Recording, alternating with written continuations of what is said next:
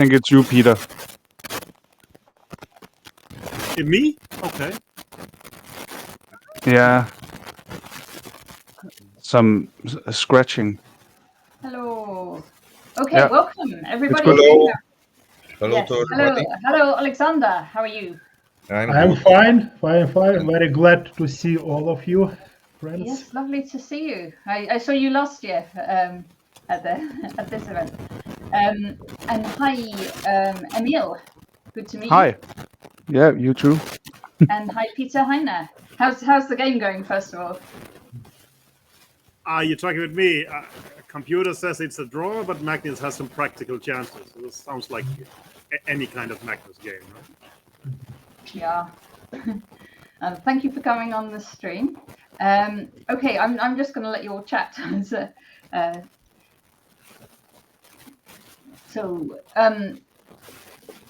Oleksandr, let's start with Oleksandr Prokhorov. Actually, we have the same name, but I know. Yes.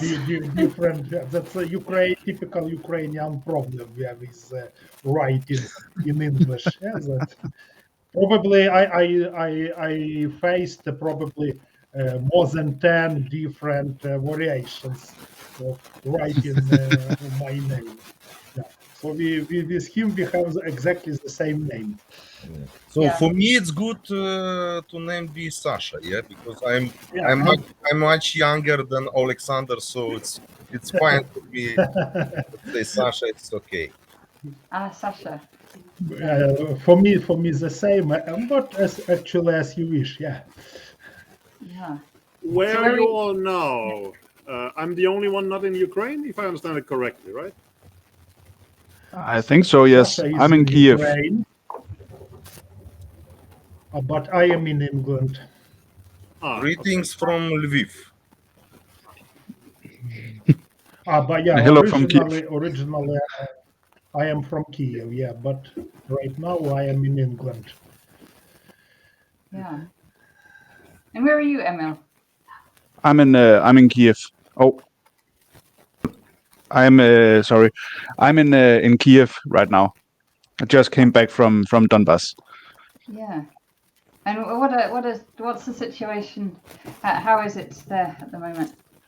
In Donbas, it's as all Ukrainian soldiers always say, it's difficult but stable, which means a lot of intense fighting. But the Russia is not making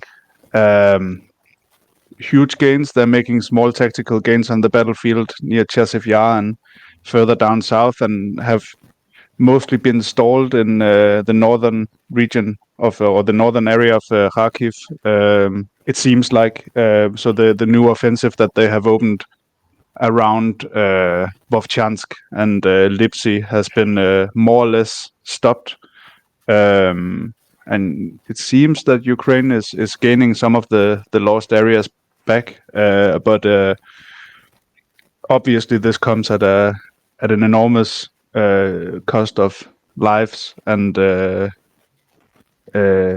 mean, it is war after all, and what you cannot see on those maps what with do those. You mean when you? Yeah.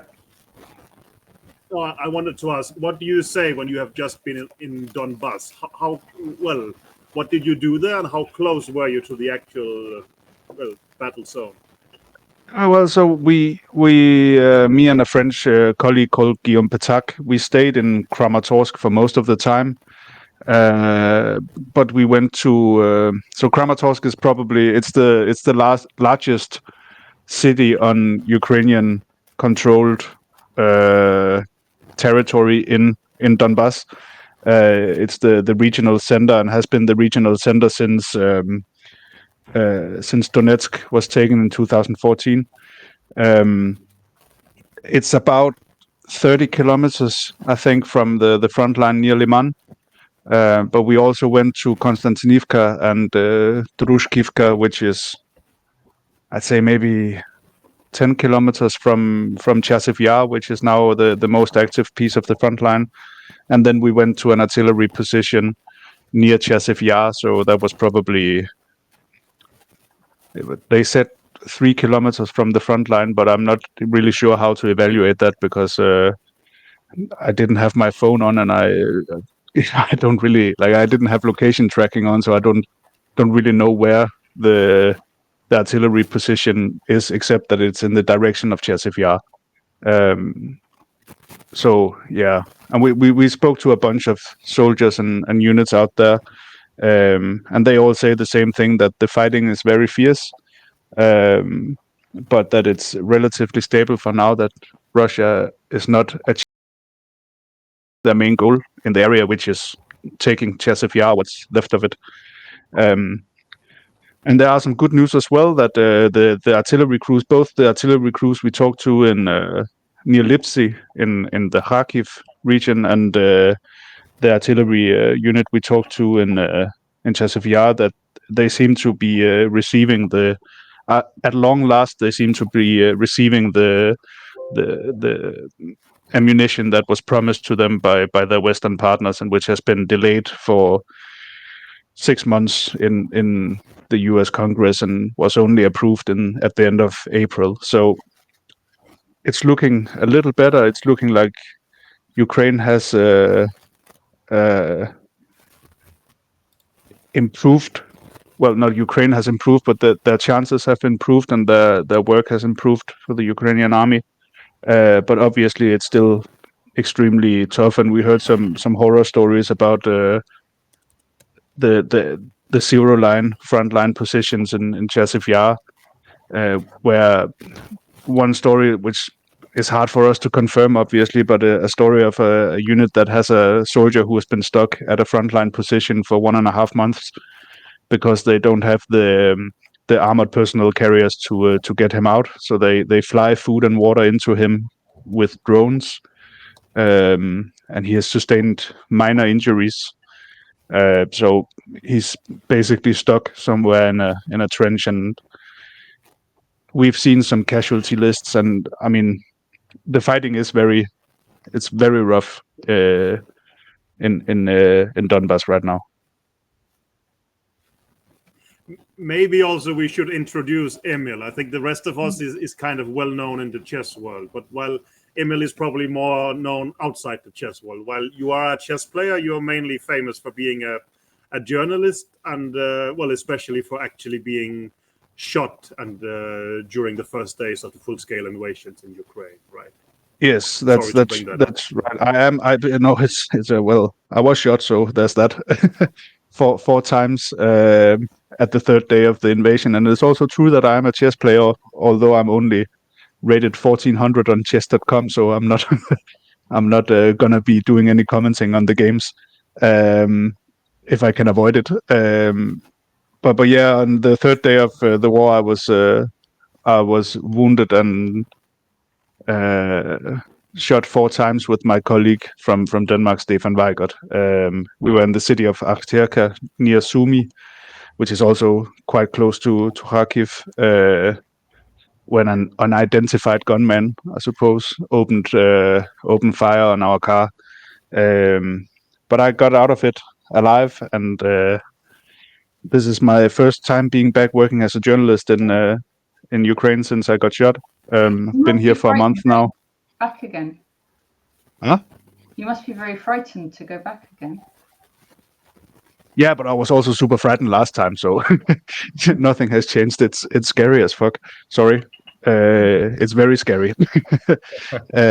Obviously, like I don't.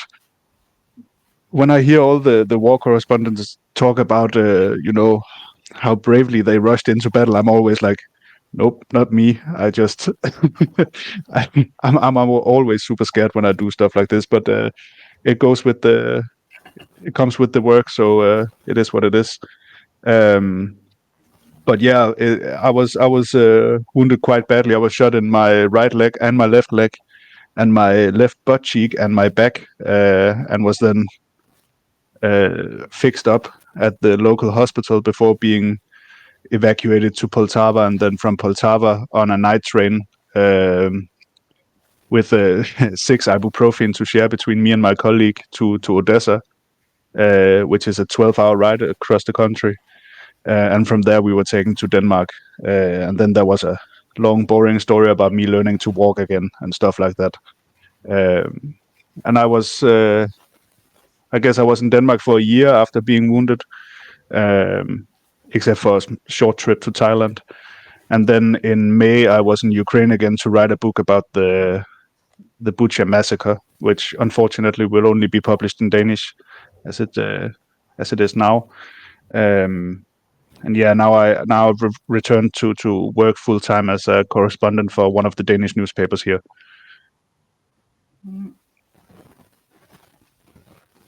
But yeah, it was not a very pleasant experience getting shot. Of course. And can you walk now? Are you back to normal? Or? Well, as back to normal as I guess it's gonna get. It's all right. It's enough to work. Yeah, I count myself lucky because I was apparently also brought back to life 3 times on the operating table. So, which was a neurosurgeon who did the surgery on me. So not one with like relevant. Well, it was relevant expertise she had, I guess, but not. It was not her field of work. The woman who saved my life, or the people who saved my life. So I count myself very lucky to be alive, and my former colleague Stefan is also in Kiev working. So that we both made it out of that situation alive was kind of a miracle. And how did you two meet, Emil and Peter Heine? I read about him in the papers. I read his book. I mean, he became famous, and then I realized he was a chess player. So we got in touch somehow. I forgot exactly how, to be honest. Yeah, I think I called Peter about the whole Fide Dvorkovich situation. Maybe something like that. Yeah. But then it ended up being about chess, and Peter asked me if I played chess, and I said yes. And he asked me how well I played chess, and I said my rating was 1400 on chess.com, and he said, "Oh, so you don't really understand the game?" And I was like, "Nah, probably not." Yeah. Add something? Yeah, it's interesting. Back to chess. Maybe it can be our suggestion to, if Emil, of course, will have time in Kramatorsk. Maybe you don't know, it's only Ukrainians know in our chess community about that. In Kramatorsk still we have a chess club and chess school, and back to 2014, so this is the main, let's say, city of region chess federation, Kramatorsk. And 1 year ago, maybe less, the vice president of Donetsk region chess federation come back to Kramatorsk, and then still we have chess in Kramatorsk. So yeah, and you will find time, some extra time when you will be free. You can enter chess club and maybe make some interview, make some photos. And I will also want to say about that 1.5 years ago, it was a big incident in this club, because there are so bombs. Maybe you remember these photos that many chess clubs were destroyed, or some have some stories regarding. Yeah. So this was what it's a very good idea. It's a very good idea. I actually thought that the club had been closed after it was bombed, but I'll definitely check it out next time I'm going to Kramatorsk. If not, I can always lose to a 7-year-old there in the club. That's always that's always great. So sometimes I go to Shevchenko Park in Kiev and I play chess. Sorry? Oh, Sasha, does the club now meet every week, or you go in person there at the same time each week, or? Yeah, if you need, I will give the contact. Also, this man is also Oleksandr Martin. So this is the first. Of course. Yeah.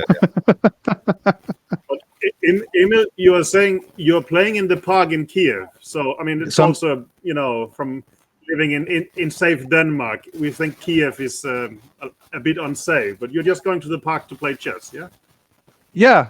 I go there, and then sometimes there's a bunch of old men sitting in Shevchenko Park in the western corner, I think, and they play chess for money. And I go there, and if I have some small cash on me, I go there and lose it all to some guys who's been sitting there since '69. And they absolutely tear me apart every time, but it's always good fun. The situation in Kiev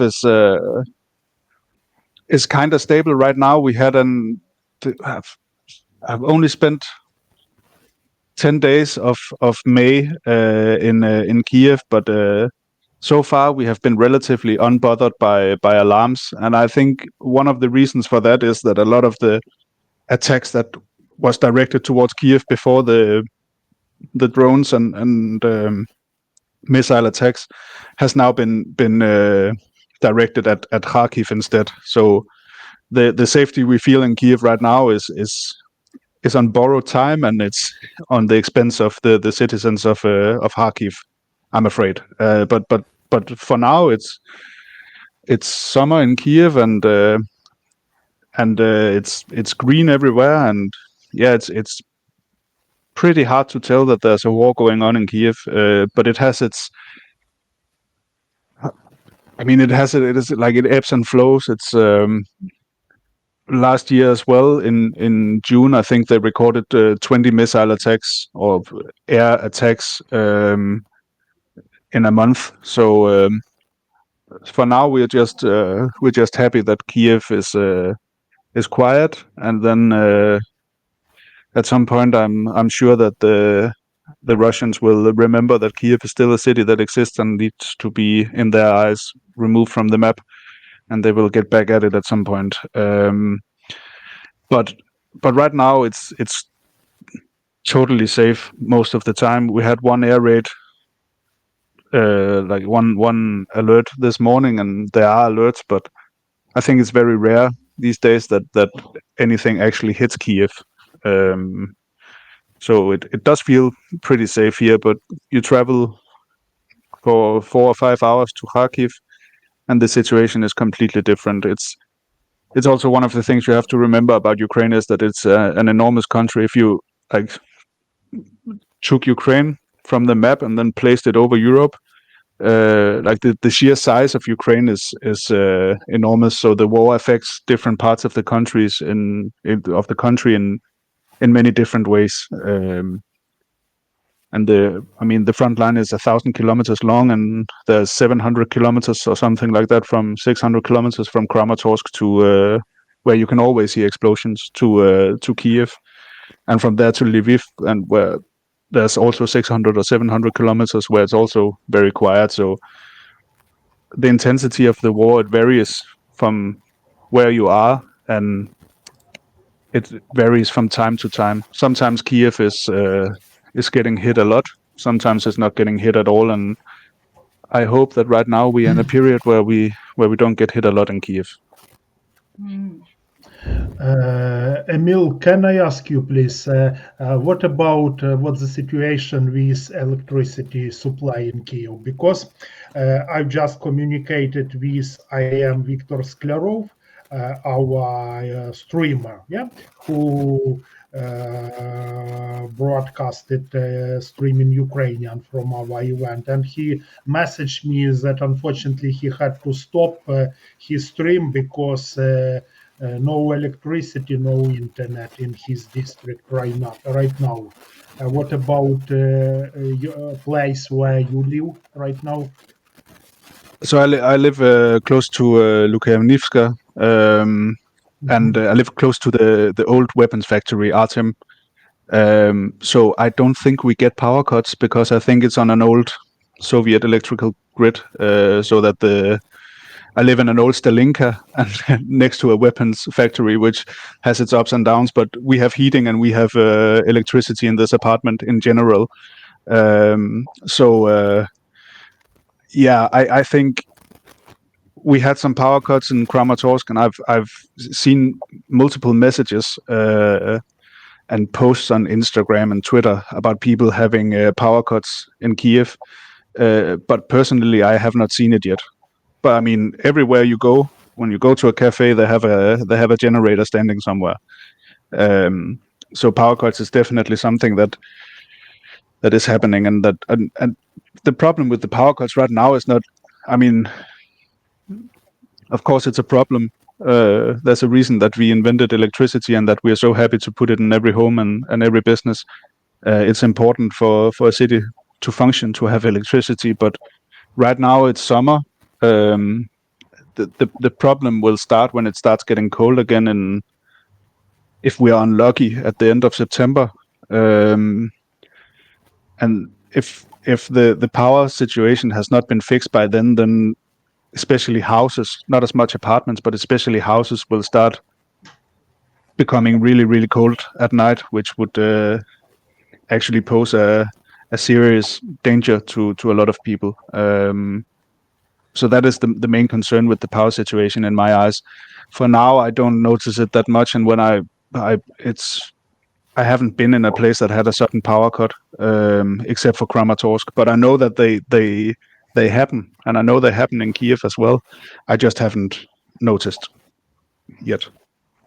All right. Because it gets Which is very, good, but- very cold, does it, in your winter? Oh yeah, it's a pretty harsh winter in Ukraine, or can be. Like minus 20 degrees is not unheard of in Kiev. So it does get pretty cold when it gets winter, but you have to get into proper winter for temperatures like that. But still, that's when the energy problem will really start to become a serious issue. Also, now you have light most of the day, but when winter comes and the sun goes down at 3:30, if you don't have light, I mean, it's just gonna be more and more difficult to live, and that is the main goal of the Russian Federation and their strikes on the energy infrastructure is to make it as difficult for Ukrainians to live and to have their daily lives, and to break the population either through fear or just through making it so terrible and annoying to sustain a daily life that they eventually the morale breaks. But yeah, it's a whole thing. I saw that he mentioned the energy problem, but I think just because of where my apartment is placed, I think we are very lucky.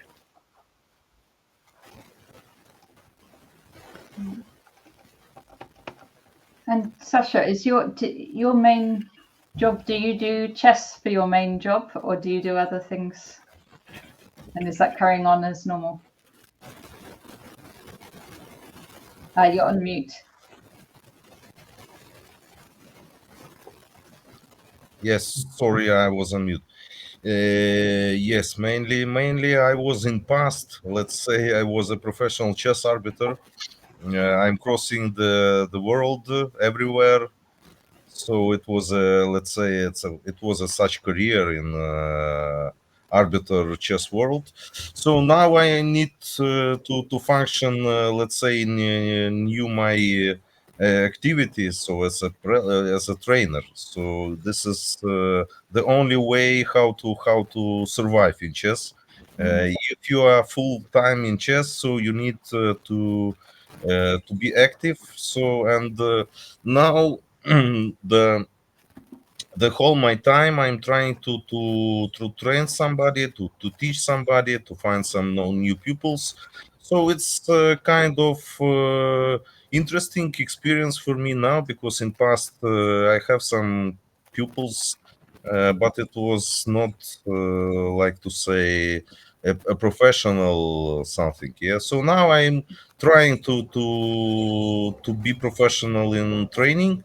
So I read some books, watch some seminars.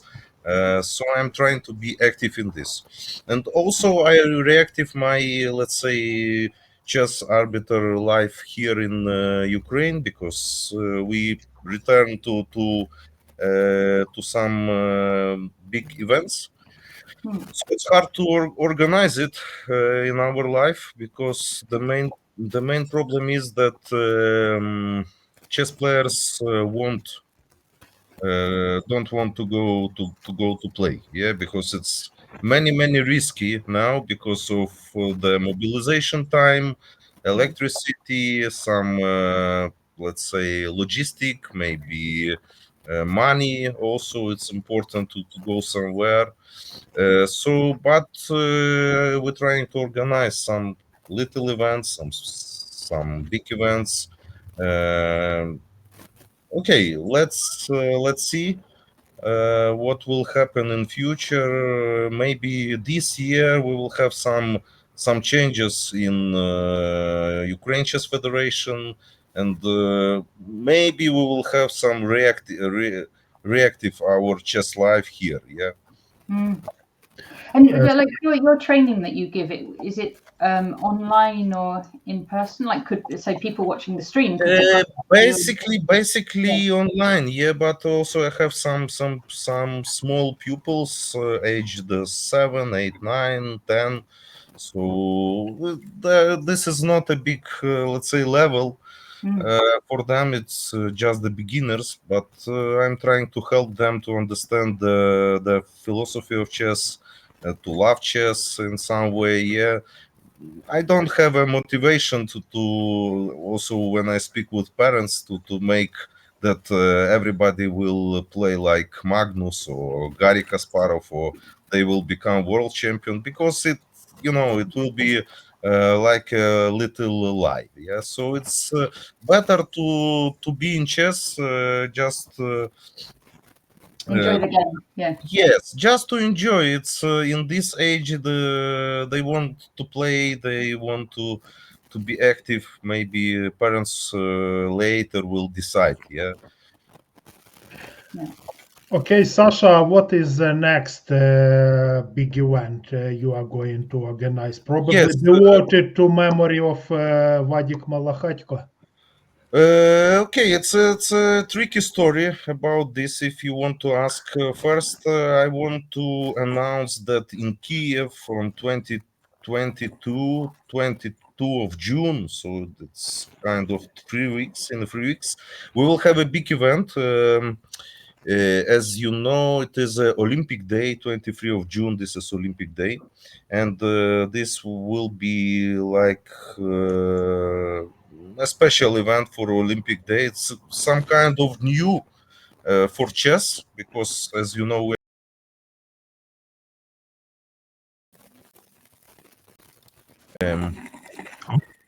okay, something, everything, yes, and everything fine. Yeah, now it seems normal. Yeah, we reconnect. Yeah. All right. Maybe from Natasha's side. Disappeared. Yeah. Yes. Yeah, but we can continue. Yeah, carry on. Sorry. Yeah. So you also have problems. My internet problem as well. Yeah. Yeah, bit ironic. Yeah, so back to this event. It will be a big event with a good prize fund, around 5,000 euro, something like this, on a one day event, rapid event. So it's a good money in Ukraine now. Okay, back to Vadim Malakhatko. It's a famous Ukrainian Belgium international grandmaster who passed away 1 year ago. Actually, it was 5th of June.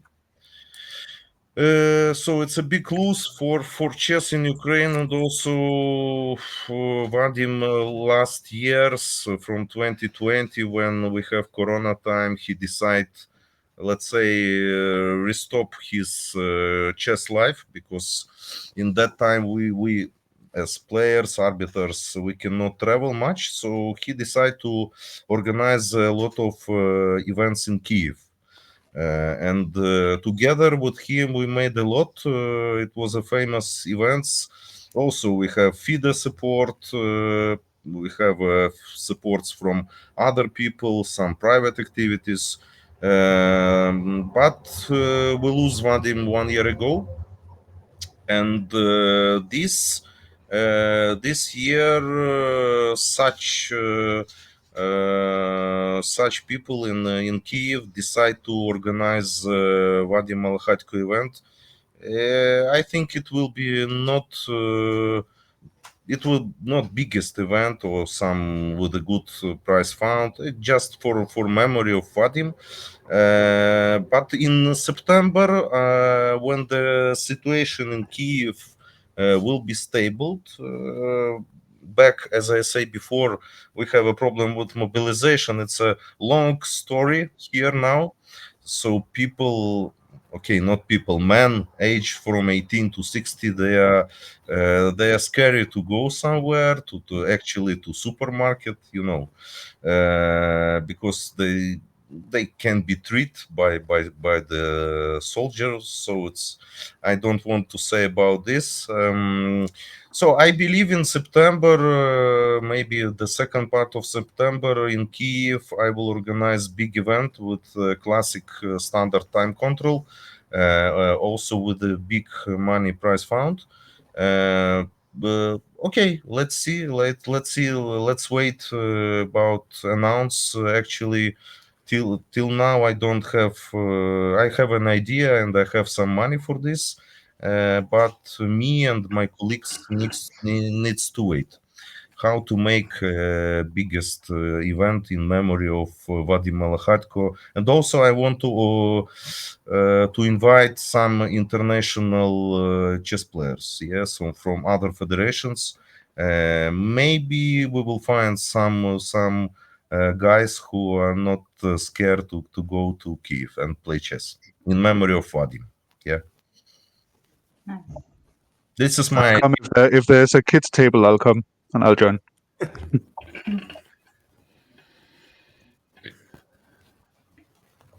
And Peter Heine, this your tournament at the moment. How do you think that's going to go? Not much has happened since. I mean, I have my eyes on the Magnus game because the system. Well, I'm here in Stavanger in Norway, and the system is if the games are drawn, they have to play an Armageddon game, and I have to. Do you have to prep? Do you prep like because it's not long before the Armageddon game would start, right? No, I barely managed to get there, but I mean, well, as the coach, you have to show up and show that you care and you support. So it's more like a mental exercise rather than having any kind of particularly relevant suggestions. But of course, well, I'm sitting here hoping, and well, it feels embarrassing that I say that. I feel nervous because you guys are dealing with real problems. But, well, I feel like every day nervous, right? You would rather win a chess game than lose it. So there is a bit of tension there. But I'm following Magnus's game, and not much has happened since last time we spoke. I said that the computer says it's a draw, but it's slightly more pleasant for Magnus than Firuccia. So there is some practical chances. So he could go on for a long time with that. Then I hope. And also, Magnus is not the kind of guy who just decides, okay, no, it's a draw. Let's get it over with. He's generally playing until there is no hope left. So that my hope is that it will time out well with our segment of the stream. But there is not a lot of excitement happening. I think since we started, I think a couple of moves have been played on. Oh, not too bad. And are you guys following any of the Ukrainian players? I think. Sasha, you played some games in this arena. Yes, I actually played 2 games. One was when the marathon is start. I'm playing from outside from my phone, and the second one I played before we start. Yeah, so after we finish, I will back to play some more games. And I want to say that this year actually we have much more Ukrainians played. Yes. Yes. So thank you. Because it was a big promotion. Let's say not big, but a good promotion from Oleksandr side. We have a lot of players playing in chess.com, and also there was a lot of posts in social media in big chess Ukrainian groups, and also this time Ukrainian Chess Federation also made a post on the official site and I think this is good result. We will check it later, also maybe tomorrow, how much Ukrainians decide to play. But from if we can say about the title players, we have actually only, including me, only 2 players. It's Viktor Sklarov, which is official streamer on Chess.com, and he made the broadcast in Ukrainian, as Oleksandr mentioned before, and Mikhail Golubyev. It's a famous chess journalist, also famous international grandmaster in past. Yeah. Oh, we were watching one of his games on the stream earlier. Yeah, Yeah. Harry and Okay. Joe were commentating on it. I could add just one detail, that Viktor Sklarov is also Ukrainian editor now, because he started publishing Ukrainian chess journal called 64 Chess Pages. It looks like English chess moves. I receive regularly here. Oh, lovely. Yes. And the chat, someone shout out to Syotslav, top young Ukrainian player who's in Liverpool at the moment. Where he's the best chess player there. Yes, it's a famous, now he become a famous in the chess world, but in the past, let's say not in the past, but 2.5 years ago, Sviatoslav Bazakutsa, he was a younger. Then he played around 2,100. Then, but he began to grow in chess when they go outside from Kharkiv, and also you remember yesterday it was post on Norway Chess that it was a kind of conflict. So a lot of people here in Ukraine was surprised in our chess community how it can be that the famous Norway Chess Festival made some post that this is a conflict. We cannot say about conflict. This is the war. Maybe this is kind of some politic thing, but okay. Anyway, any Russians don't play in Norway, and we believe that they will not play anymore. I think they changed it in the social media.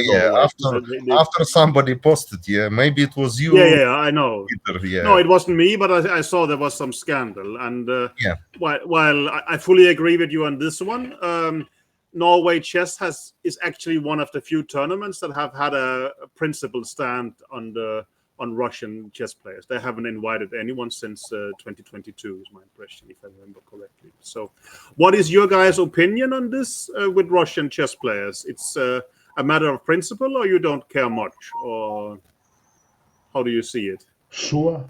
That's only because FIDE totally control for decades previously by Soviets, now by Russians, and obviously that all Russian players, they shouldn't be allowed to play any international tournaments.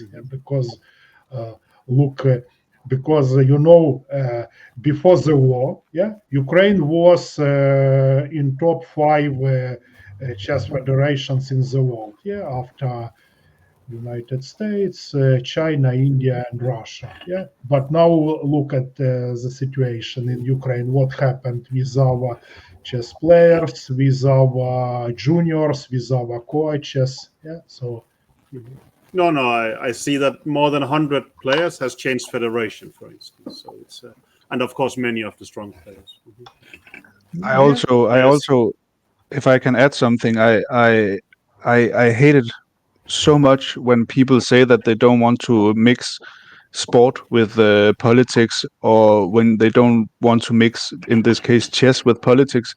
It's not something that you get to decide. I mean, chess and politics are mixed up now, and with the Russian control of FIDE, and some Russian players being openly supportive of the war, it just makes no sense not to do a like to ban it. It makes no sense to let Russian players like kayaking, for instance, like let him play in Western tournaments.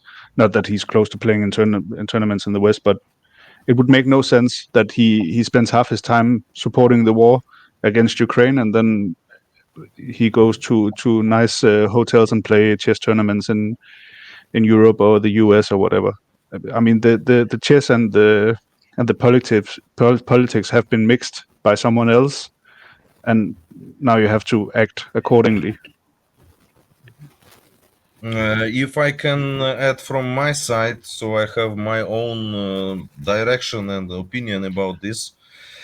Okay, publicly from my side is it is everything is written in past and also now my opinions about this.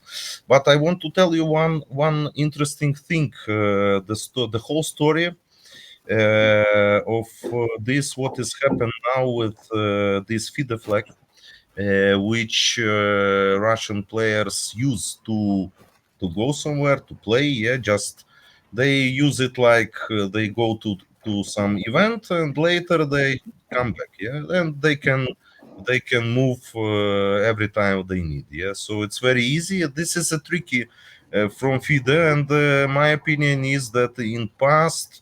Actually, we cannot. We don't need FIDE flag. Because this is like if we want to become as a sport, so everywhere players, sportsmen, they need to represent their flag. So return to Russians, they cannot play because they don't represent Russia, so they want to hide it, yeah, in like under FIDE flag.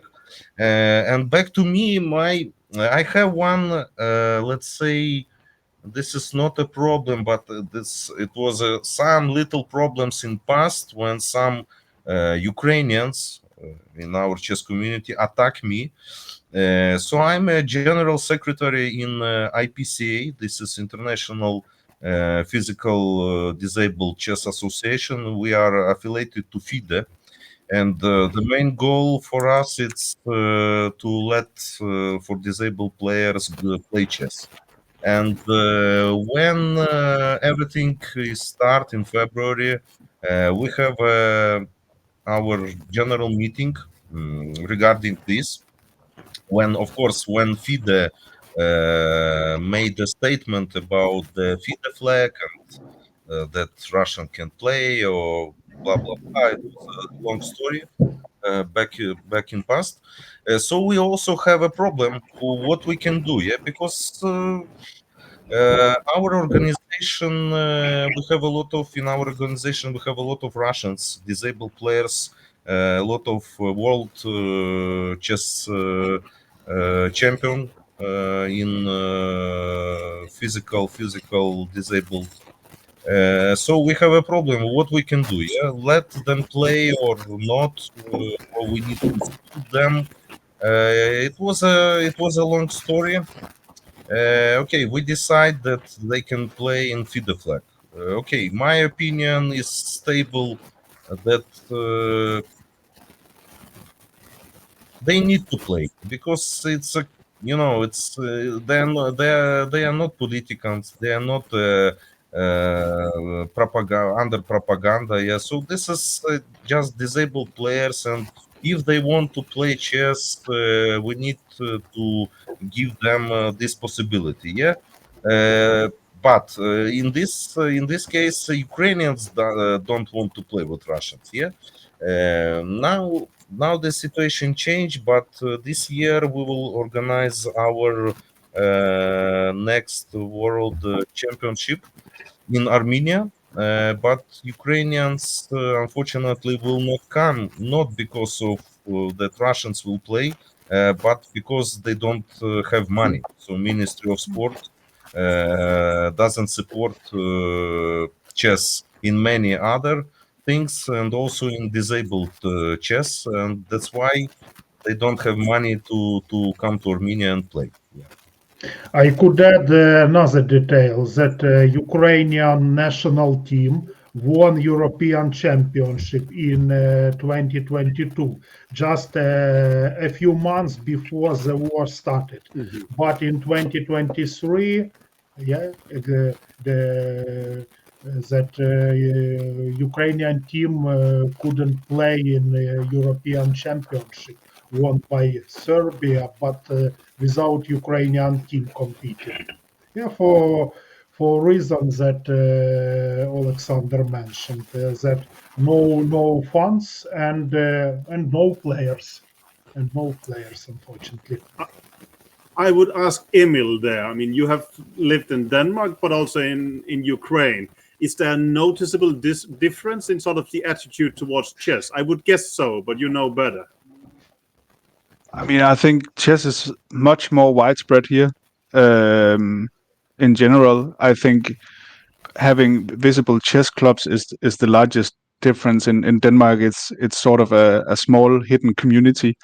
We do have skoleskak. I don't know how you would translate that, which has gotten some money for teaching or offering chess as an after-school activity, which I think is nice. That's how I started playing chess, and that's how I played my first tournaments. But I think in Ukraine, chess takes up a lot more space in the the public mind and the public space. In Denmark, I've never seen anyone sit in a park playing chess, but here it's a common thing.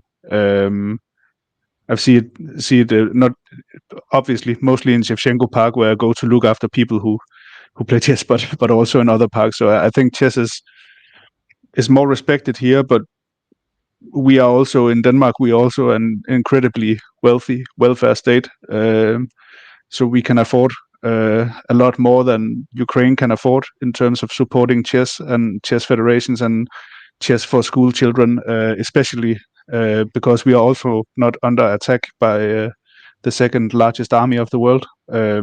So that also helps, I suppose. Yeah, I hope that answered the question.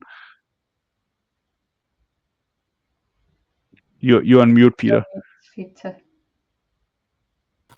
I think you did. It's just no. That's my impression as well. But well, in my youth, I played a lot of chess event in Russia actually, but not in Ukraine. But my general feeling is that the level of respect and interest in chess in Ukraine is markedly different that we would see in Denmark or England, for instance, right? Both in well, as you see, you will actually notice it in public life outside, right? Yeah, and also I think it happens to me more often in Ukraine, more often that you would think, that someone asks me if I want to play a game of chess. It's it's something that I like. I have friends that play chess in Denmark, and when we both know that the other person plays chess, we can play a game of chess. But here, strangers will ask me if I want to play a game of chess, which I've never, and I've spent more time in Denmark than I have in Ukraine. I've spent a total of 3.5 years or 4 years in Ukraine, and almost the rest has been in Denmark. And it happened to me more times here that I've been invited for a game of chess than it has happened in Denmark. So it's definitely bigger. But you're saying that the assumption is that a person can play chess. It's like asking someone in Denmark, "Will you want to go play football?" We assume that you're capable of playing football, right? Yeah, and I think at least a lot of people have that assumption that you can play chess. I don't know. Maybe we should ask one of the Ukrainians about this. But in Denmark, it's not as widespread. Definitely not as widespread as it is here.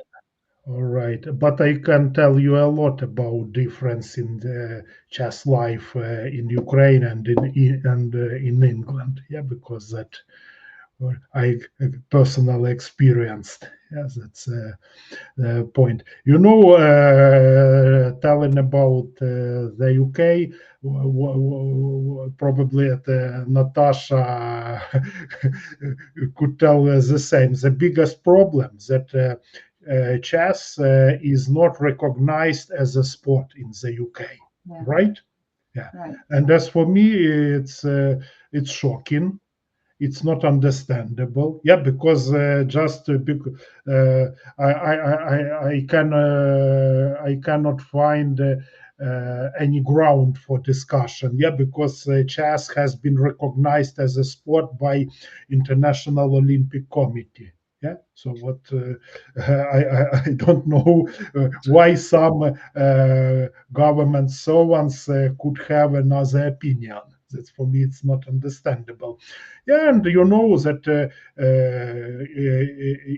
the UK, England has a very rich culture that we can remember 80s with a powerful England team that almost in top three teams in the world.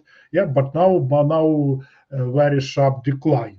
Yeah, that Yeah, so compared at to senior this. level, we're great. We're the best. England at senior level, Because keep that's winning the trophies, and then our very young juniors are also really, really strong. We've got some very good young juniors, and then the in between bits, just fewer tournaments. Oh yes. But that what I could give you a few examples, because in Ukraine, despite funding of chess was miserable, and the management of chess, for me, was very, very poor. I think Sasha Prokhorov could support my point of view. But anyway, give examples that here I work as a coach, and I have some very promising junior here. For example, one guy, he's 15 years old, and his level is around, as for me, candidate master. And he was going to participate in British Chess Championship, I mean Junior Chess Championship in Hull. Yes. But his family decided to refuse. Yeah, because it costs so much. Yeah, because traveling to Hull at 5 hours driving, and living there 9 days, travel at the accommodation cost, and so on. I should say, because I worked in Ukraine in Kyiv Chess Federation, I could say that in this case, in Ukraine, at least cost of travel of accommodation would be covered by Ministry of Sport in this case. Oh wow! And because he will need to support his dad, to visit together the event. Okay, so cost for not for that, but for athlete, they must be covered. Yeah, and in this case, I think he could obviously he could participate. That's such to compare you on this example some details, but it's important as for me. Yeah, because. Yeah. No, you're right. Normally in the UK, it wouldn't that sort of thing. Yeah, unfortunately, there's funds for it, but it's the exception, I suppose. Yeah, but another good point, what I should say in favor of British chess, what I personally like very much, such things as chess in schools and community program, which failed in Ukraine, the similar program for some reasons. Also, I like great, simply amazing tournament, Delancey. I'm gonna let Sarah in at this moment. I'll let Sarah in. Yeah. Oh, thank you. That's nice to hear. It's Sarah. Nice to meet you. Yeah.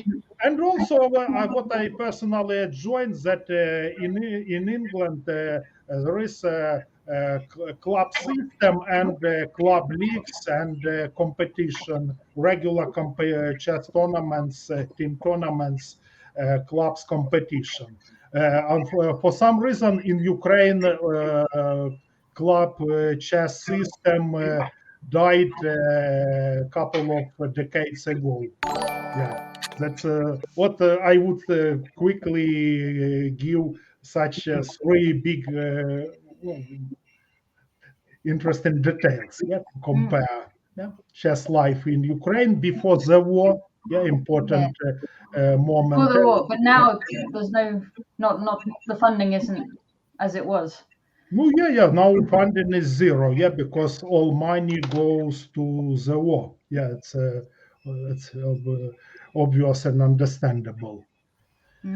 Right. And okay. All right. Well, thank you all of you very much. Thank you, Peter Heine. Good luck for the rest of the tournament.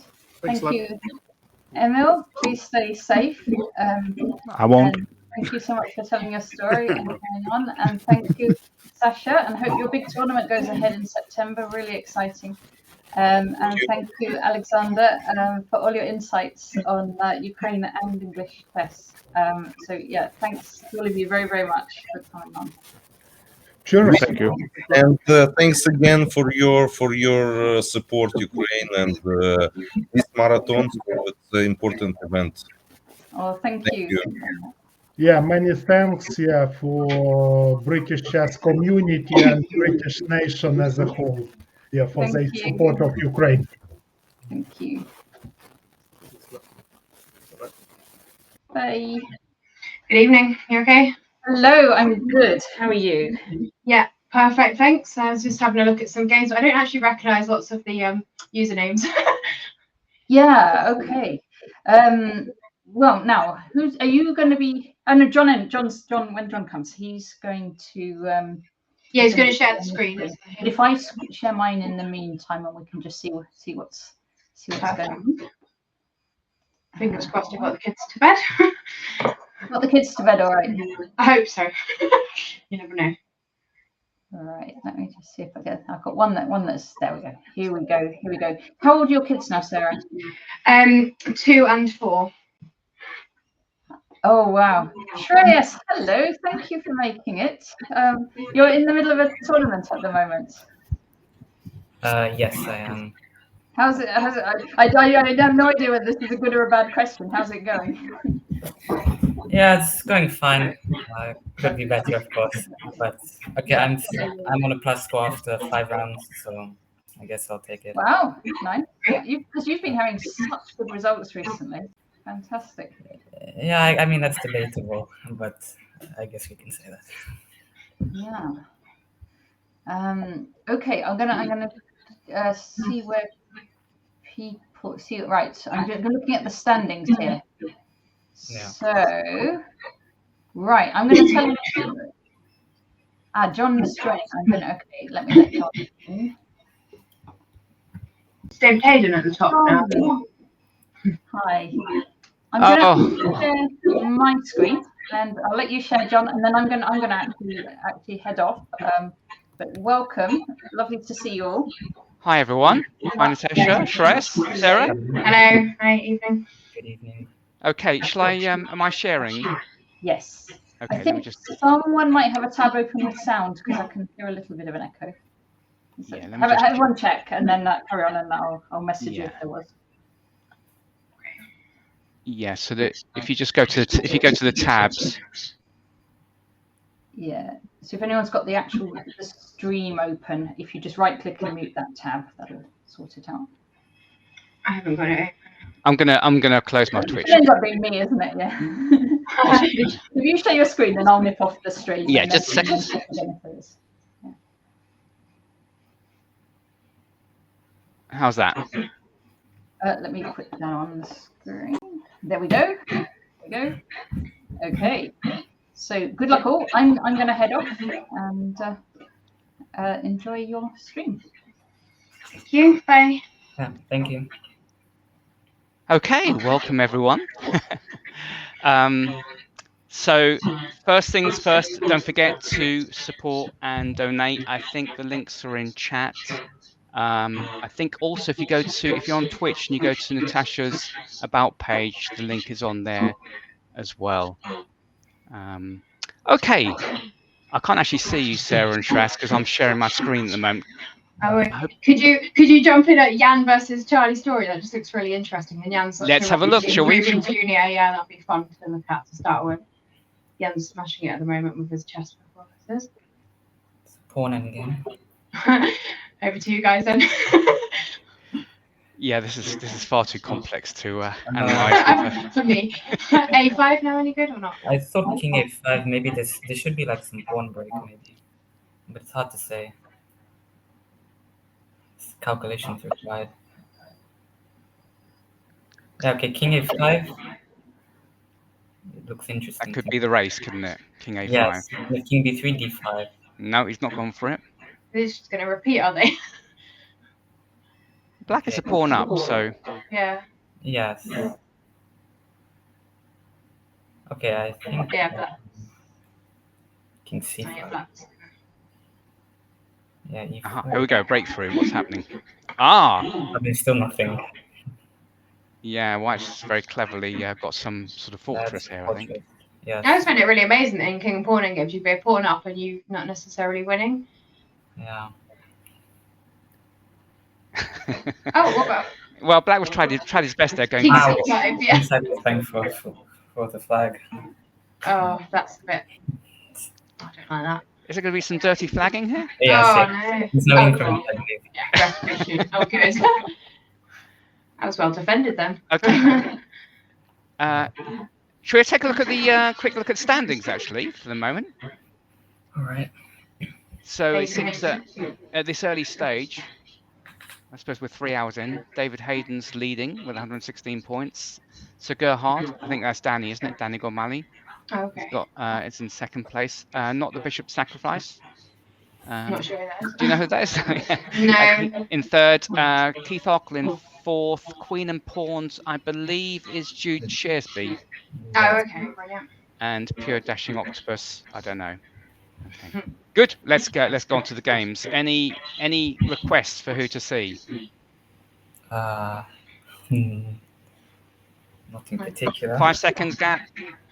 Demyan, I always like to watch. Yeah. Okay. Let's have a look at Demyan. That's I think that's Oleg Verbitsky. Yeah. Okay. I love watching the juniors. Technical rook endgame. It's all end games with the juniors now. This is good. We missed the middle game bit, obviously. Yeah.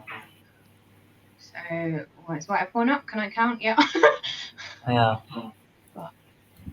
What's going on? Yeah, White doesn't have such a good pawn structure, but yeah, it's hard to say. These rook games are always tricky.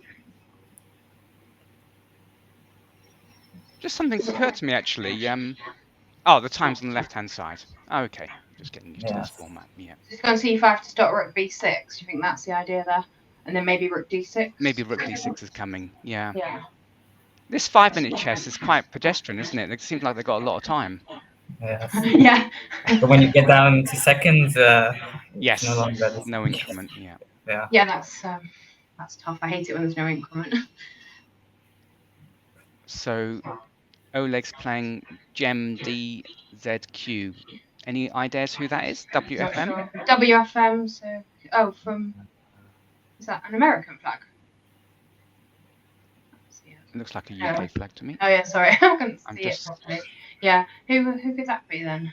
I'm not sure how I can check on the profile without messing up the. I'll have a look on mine on my other screen. Hang on, because it should be someone we know. Yeah. Meanwhile, it looks like Oleg's making a little bit of progress. He's got his past C pawn now. Yes. So he'll push it up to C5, and Black will go A6 to stop King B5, and then. This should be winning. The king is cut off as well. But Black's cut off. So, although Black they're from London, so it could be Mary or Camwell or I never play on chess.com, so I don't know people's handles on there. But mine's really easy. It's just my name. Oh, maybe a bit of. Oh no, that was just the pawn exchange, wasn't it? Yeah. G4. Yeah. Yeah, C5. C5, rook C7. Yeah, this rook takes C5.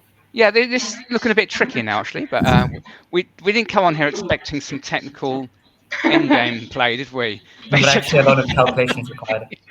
And actually now, C5 is working now. Oh yeah, it's working. Good. Yeah, rook D4 was possible last move as well, actually. I just messaged the ladies in our chat to ask who it is, so I'll probably get a response back. So the thing about it is, though, they've only got 20 odd seconds left, and there's no increment, so this is still exciting. Yeah, he's quicker with the mouse. Children are so much faster at like playing really fast. I find it really stressful. I just lose some time without the increment. Yeah, this is okay. This should be a walk in the park.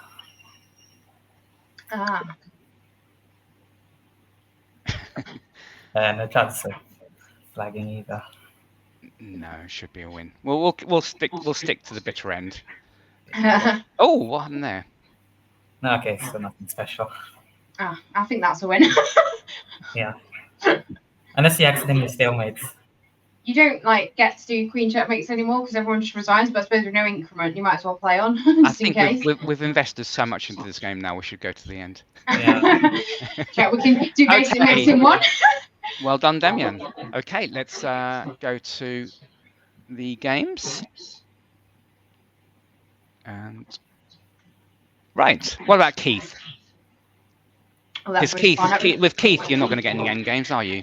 No, it isn't an end game. That's funny.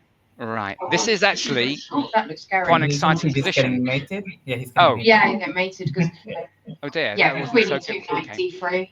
We only caught the end of that. That wasn't so good for Keith. Okay, let's move swiftly back onto the game. Although hasn't Keith won this every year, so he has. Yeah, he's the knight.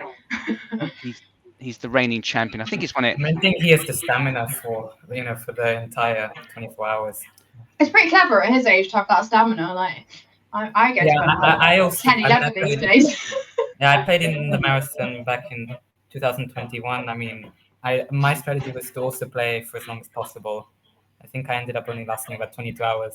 And it did manage to clinch me second place. So, is it better to like take a few hours off and refresh, or is it better just to play sort of bad I chess? think it's better just to play on if you have the stamina, of course. But after that, you need to sleep for about a good 12 hours. Yeah. Is it maybe a good idea? Is it maybe a good idea to actually play through the night, because that's maybe you can get quite a lot of easy points. Yes, because a lot of people log off during that. Yeah. Oh, I see. So you just get like the weaker players. Speaking from personal experience, I think it's And is this? Oh, but yeah. Who's this? GM Norfolk. Who's that? GM Norfolk, I think, is Andrew Brett. Okay, brilliant. Yeah. Let's just see what's happening here. This game's still going on against Carmel Jane. Is White doing well? If we can make sure we don't. Yeah, it looks like White's doing well here. C pawn isn't really dangerous, is it? 'Cause we've got King D2 coming. Yeah.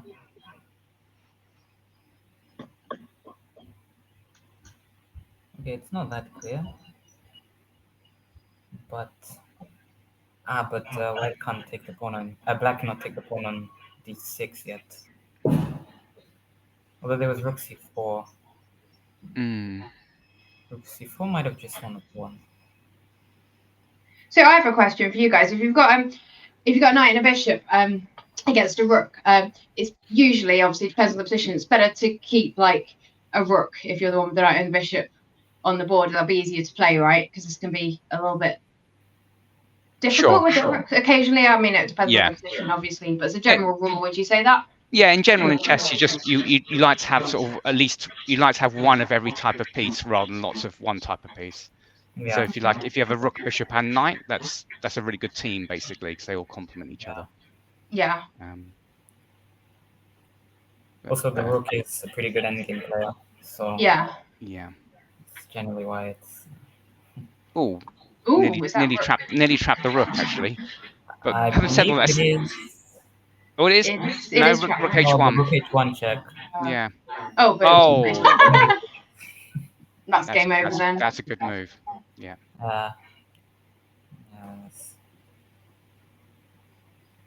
Yeah, there's no escaping that. I think we can probably. Yeah, with the V pawn as well, there's no chance. Having said that, 17 seconds for white. Yeah, I think that's a bit stressful if you're not used to blitzing, but. Knight takes E3, yeah. No, this should be easy, even with 13 seconds on the clock. Oh, that took 4 seconds, that move, though. He resigns. How generous. That's noble. Okay, let's look at some more games. Just close the one. Well, Mrs. Marple. This is a very odd. Marple is Sarah Delisle. Oh yeah, brilliant. Yeah, and she's playing.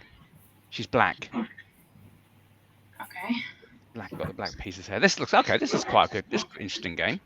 Yeah. Look at all those black pawns. Feels like white's gone for an attack and then the queens have come off. That pawn on b5. Yeah, I think black is preferable there. Black's got more space, right? Yeah, those central pawns are going to be an issue for white. Not to mention 2 extra pawns, yeah? Yeah, I forgot to count the pawns. And that c2 pawn's a bit weak. / very weak. That's why it felt like black had more space. Yeah. Yeah, it's pretty good for black.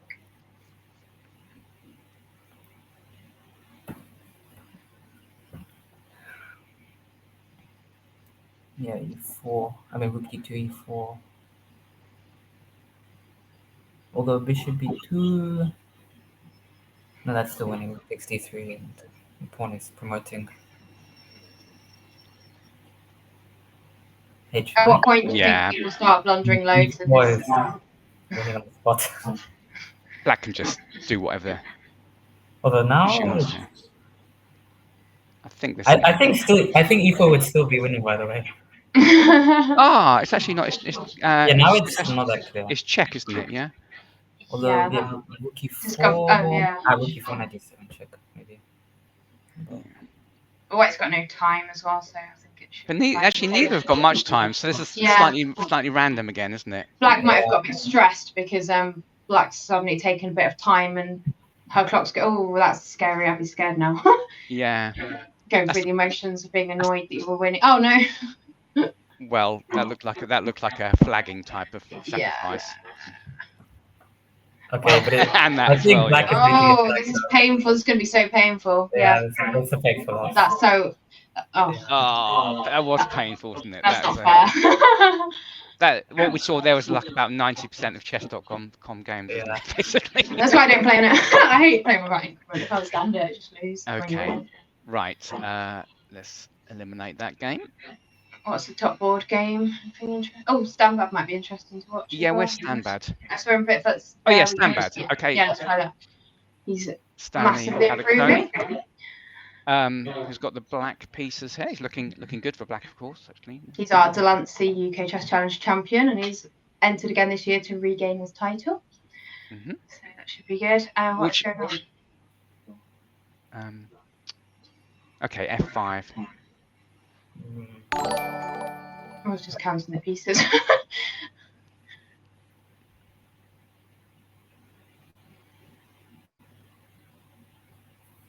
So is there any possible thing for white here? No, it looks bad. Queen C2 maybe? No, Queen E4 is just. Stanbad's really good with his tactics as well. So. And he's got lots of time as well, so this one looks like a win for black. And he can play well really, really fast. So yeah, 2 minutes 52. That's a treat. That's a dream. Yeah. Rook takes c5, yeah. That's nice, yeah. Okay. I think we can safely leave that game. Looks winning for black. Right. Oh, another Keith game. Yeah, let's see a nice rook endgame. Yeah. Oh, this is a typical Keith position. Well, he's actually a piece up. It's not such a typical position, actually. Oh, no, it's not. It's actually a piece down. He has a piece done, but how many pawns does he have? He does have 7 against 5. So okay. So this could be He's still interesting. material down. No, but this should just be winning for white. When we're just watching this opponent before as well, I'm not sure who it is, but we watched another game. Carmel Jane. Yeah. Yes. Yeah. We don't know who that is. She'll just have usernames like Keith and me. Yeah. Right, so what's going on here? I bet Keith will win though. He's certainly got a big No, time I advantage. didn't see him winning this.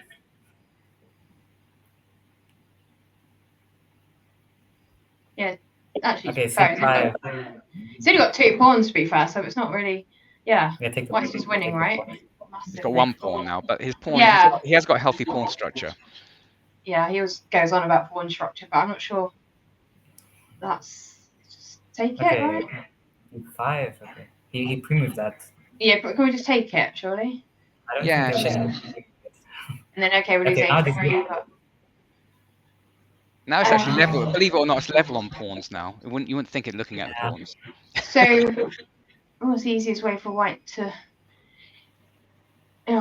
White needs to hurry up, basically, just make moves that don't lose material. I would say that'd be my strategy. Rook h3, but king g2. I think Keith will still believe that Black's got good winning chances here.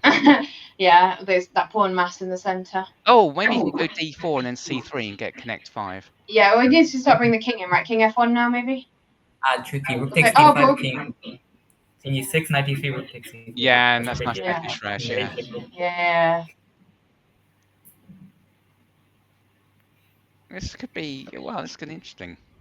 That- King f7, is it going to repeat or something? No, rook No, he- he's for the win. Or the. Keith will want more than a draw anyway. I mean, I'd want more as well. Considering the clock situation. Yeah. So he's maybe thinking about taking on c2, yeah? I mean, I'd grab immediately. Ah, the knight. Whoa. Is he trying to? Oh, he's worked No, but- something out. So what happens No, after but king I think f1 it now? is- Yeah, okay. D3. Oh, we're gonna have to sack the knight. Are we gonna have to sack the knight now? I It think looks so. close. Yeah, it looks like you do now, doesn't it? Because Oh, wow. yeah. Well, what happened? Yeah, 'cause we can't go rook b1. Yeah, we'll just sack the Okay. knight. Game on. Game He on. probably still thinks he's winning, because he's probably going to come up with some like e3 trick later on when the king's on g2. Yeah, still good winning chances for Black, yeah, with I mean, knowing- with the clock knowing- situation. knowing what we know about the players as well. Yeah, Yeah. 25 seconds as well. No, Keith will just win on time, to be fair, at least.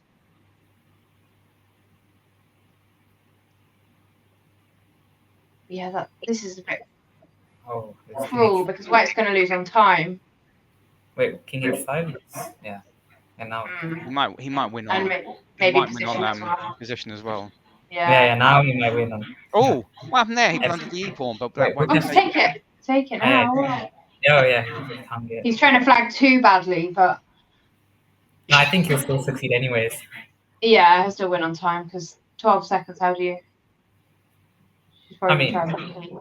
I don't think white is particularly quick with the mouse. No. Is there an automatic repetition draw on here? Do you know? I think so. No idea. Uh-huh. I mean, it should be on most of Oh, because skew with the rook if he's not careful. Yeah, no, keep this flagging. This isn't fair. That's probably why I don't play these tournaments. I hate Yeah, but nothing's fair in Blitz, is it? Basically. this. Nothing's fair in chess. Yeah, that's very bad chance. There we go. Perfect dirty flagging. Oh yeah. Yeah. Oh. So how do you play fast in Blitz? Do you have a really good mouse? Is that all the kids that can play like super fast? Because I mean, I've seen some of the top juniors can play bullet chess and play like literally so many moves. Like, how do they do it? I think it's a combination of good mouse and good brain. With, good Alright, fair coordination between both. Yeah. Yeah, we just missed Charlie, the sniper man, giving checkmate. Oh yeah, against Magnus Carlsen. Yeah. Okay. What else have we got? Hell, Welsh Tiger. Who's Welsh Tiger? Could that be Welsh Johnny? Tiger is Blackman or someone? Gregor's Toczek. Apology for the bad pronunciation. And he's got the black pieces here. No, he's got the white pieces. Sorry, he's got the white pieces. Yeah. Okay, what's happening here? What is a pawn now? Ah, sorry, he's not. No, yeah, materials level.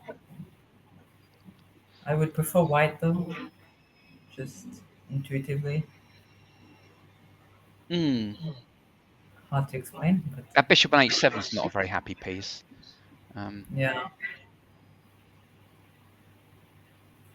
White Although, can get... There are some. I mean, black does have some. Like, yeah. Maybe queen c7 and try for something on the g4. Sure. Yeah, that looks like a good move. He's done it. Ah, there you go, played. Yeah, because white wanted to get, if white could get d5 in quickly enough before black was organised, then that could be useful. But it does look like black's got some counterplay here. Yeah, but is that rook g3? Rook g3. Okay, yeah, I saw this, but it looked dodgy to me. Queen h1 is forced, right? And then... Okay. But now bishop g5. And, knock the rook. Ah, that's clever. That's a good move. Because now white can seriously consider bishop g2 and d5. And also knight e4, and the knight is popping in.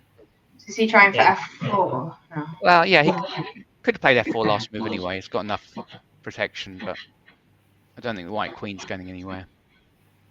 Maybe put the rook on the e-file, and then... Okay, d5 is also possible, I guess. Yeah, the queen on f3 is doing a surprisingly... it's doing a good job of blockading. I don't see how it can be kicked out. Maybe knight c4. That's one of the repercussions of d5. Yeah. Oh, he's done it. Okay. Yeah, now black has countered, right? Yeah, because once you kick the queen out of f3, then you do maybe have this idea of just pushing the f4. Yes, there's also like b6 in the air. And then once you push the f4, the bishop becomes good, right? Because the bishop on h7 was rubbish a few moves ago, so I might get into the game. Okay, is there anything immediate here? Oh, what you mean, sort of queen b6 ideas? Yeah, then there's knight a4, queen b4, or queen a5. No, okay, queen takes c6 looks wrong. Oh, b3. I wasn't expecting that. Oh, because the bishop. Ah, bishop a3 is okay for black. Okay. Unfortunately, there's no rook takes d6 ideas. Because the pawn's on c6. Yeah, because if the pawn was not on c6, there would be like some knight b5 tricks. So he probably played that thinking that was a tactic, because you wouldn't normally play that, would you? No, but I think the queen exchange is favorable for white. I mean, just exchanging of pieces should be favorable for white. Yeah. Yeah, it still feels good for white now, because white's going to get bishop f4 blockade, and then and then the bishop on h7 is bad. Yeah, exactly. out of the game. Yeah, white's combination, and also the extra pawn. Oh yeah, the extra pawn that he grabbed. Yeah, white. It's Richie free. Yeah. Yeah. Yeah, knight b5 is also in the air. Oh yeah, that looks good. Oh, we'll play it now. Yeah, knight b5. No, come on, bishop f3. Nice bishops. Yeah, the bishops are pretty good.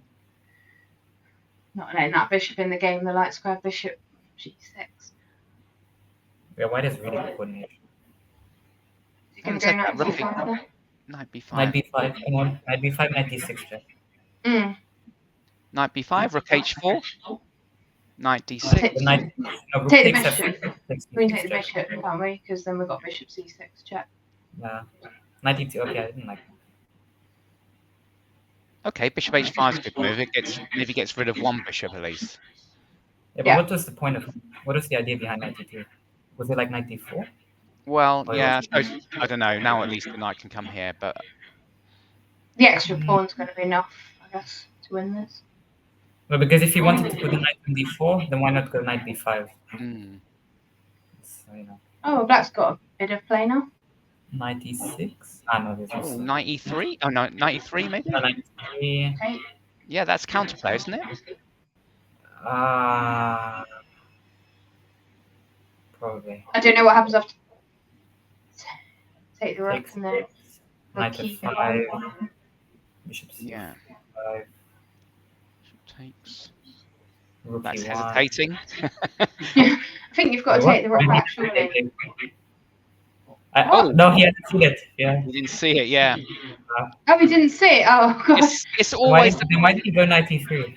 It's always the big backwards bishop move, isn't Backwards it? bishop moves. I remember a game that Alex was playing against Roman Mitra. He was completely lost, and he thought, "I'll just make a move because my opponent might forget the back bishop capture," and he did.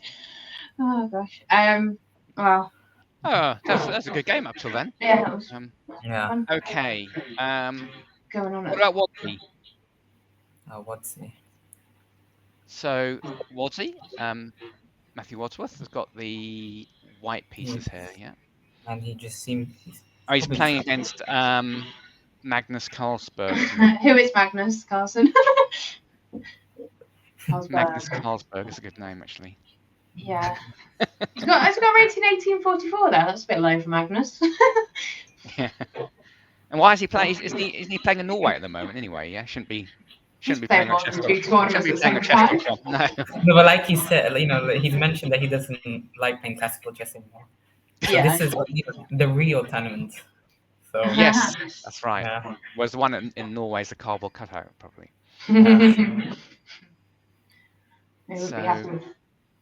Okay, rook c1. So Matthew's the exchange up and got a good position as well. Black's king was quite weak, right? Yeah. Oh, discovered attacks. What's going on? No, but Anything good? I think that was everything required should e5. be- Everything should just be winning, to be honest. Everything. I hate that though. When you've got like so many good moves, it's really hard to work out which one. No, but actually, I relish the moment. True. Not in Blitz anyway. You don't have time to think. Yeah. But even in Blitz, it's still pretty good. But yeah, 96 is just completely good. 93.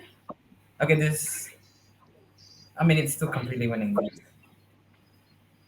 Yeah. Oh, Which pawn? What are we doing about the e pawn? Oh yeah, we've got rook h8. Yeah. We're gonna go rook That h8. option No, was but fine. it's 97. Bishop Yeah, but then bishop h6. Yeah, bishop h6. Yeah, it's just wins a piece, does it? Knight g6, but then rook g8. G8. Yeah. Okay. Yeah, no, rook g8. But I think I don't think he'd worked out rook h1. I think he just had to I work think that out. exactly. This is just like this is Blitz chess, isn't it? Yeah. But even in over the board play, classical chess, it happens quite a lot, unfortunately. Yes, it does. Yeah. I'm speaking from personal experience, but Yeah, it's good when it happens to you and suddenly there's something there that you haven't seen when you think you've messed it up. yeah, it's good when it happens to me, but not so much when When it happens against you, yeah. And your opponent's not seen it, they've just got a bit lucky. Yes, and the worst part is that I know that he's definitely not seen it. Oh, it's so annoying when they say that after the game, isn't it? Yeah. Rub it in. I was lucky because I had this move that I hadn't seen. No, actually, what I would do is I would just bluff and say no, I had seen it all. But, they might not have any way of knowing the truth. Yeah. Yeah, no, lots of people do that actually. I remember Simon Williams did that against Alex. Yeah. Nice checkmate. Yeah, I think so. Okay, let's take a look. He's blunder a bit. Oh, that game's just finished by the looks of things. We just missed I it. just saw it popped up. Yeah. No, I don't mind. Let's go to one or the other. Let's take a random game. Someone we've not looked at, yeah. Yeah. Okay.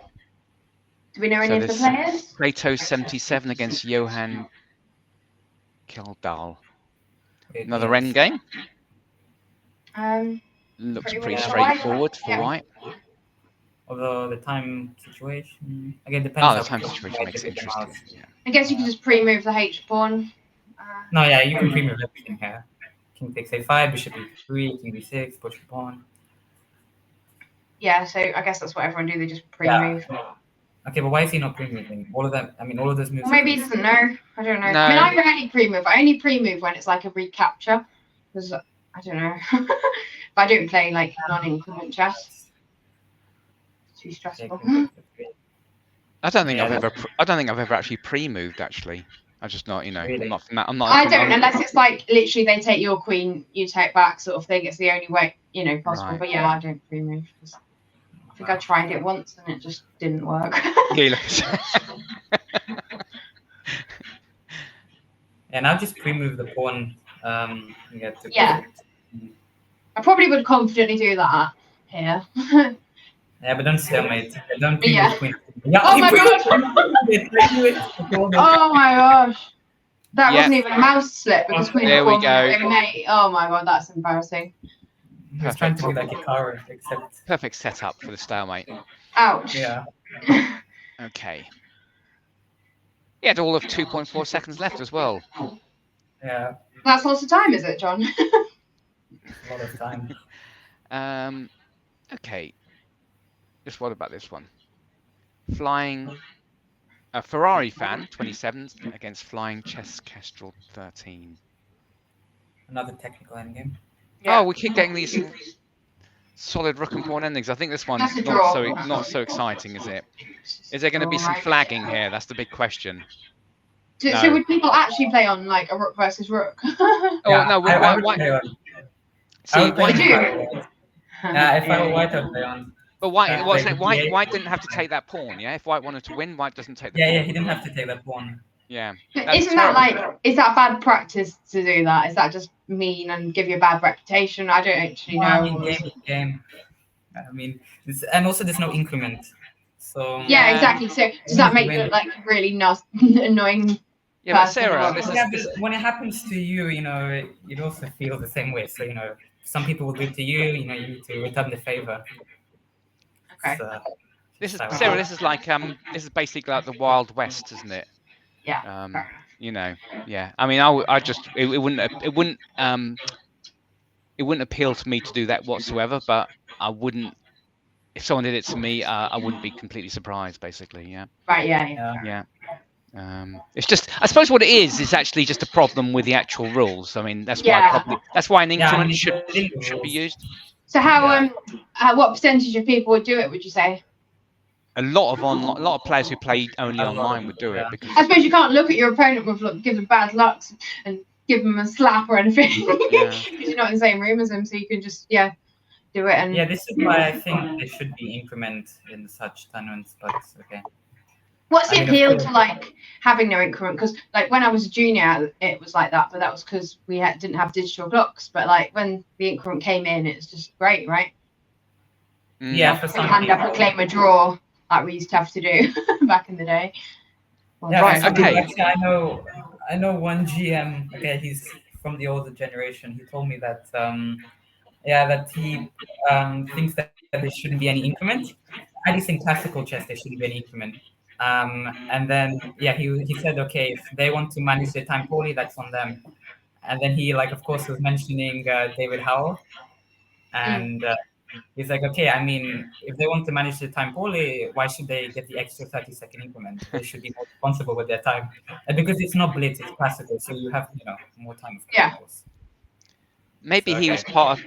was part of FIDE because obviously they introduced that in the candidates, no increment. Yeah, so maybe he persuaded them. Well, I'm not aware Yeah. of that. But I suppose they do get some at the end. So if they're a queen up, they can get checkmate. Yeah. No, but I think at least in Blitz and maybe Rapid, there should be increment because Yeah. although I mean, of course, if I'm playing such tournaments, I will make most use of the flagging feature. I mean, just to avoid that sort of thing we saw in the previous game, or the crazy sort of stuff we've seen even in FIDE tournaments where king and knight against king and knight, where they just played on. Yeah. I mean, yeah. I've watched some of those because that famously happened in a women's world championship match, Armageddon, where king and knight beat king and knight, basically. Wow. Yeah. No, actually, I think I mean, I recall watching the Armageddon for last year's Sunway Sitges, the playoffs. I believe it was a playoff for second place. No, actually second and third, because there were actually a lot of people tied on the same amount of points. But it was like Oleksandr Mersin, who's like a young Russian GM. Actually, I played him, and he's like 26, almost 2650, and it was against Arvind Chithambaram, who's from India, and he's also around he's actually above 2650.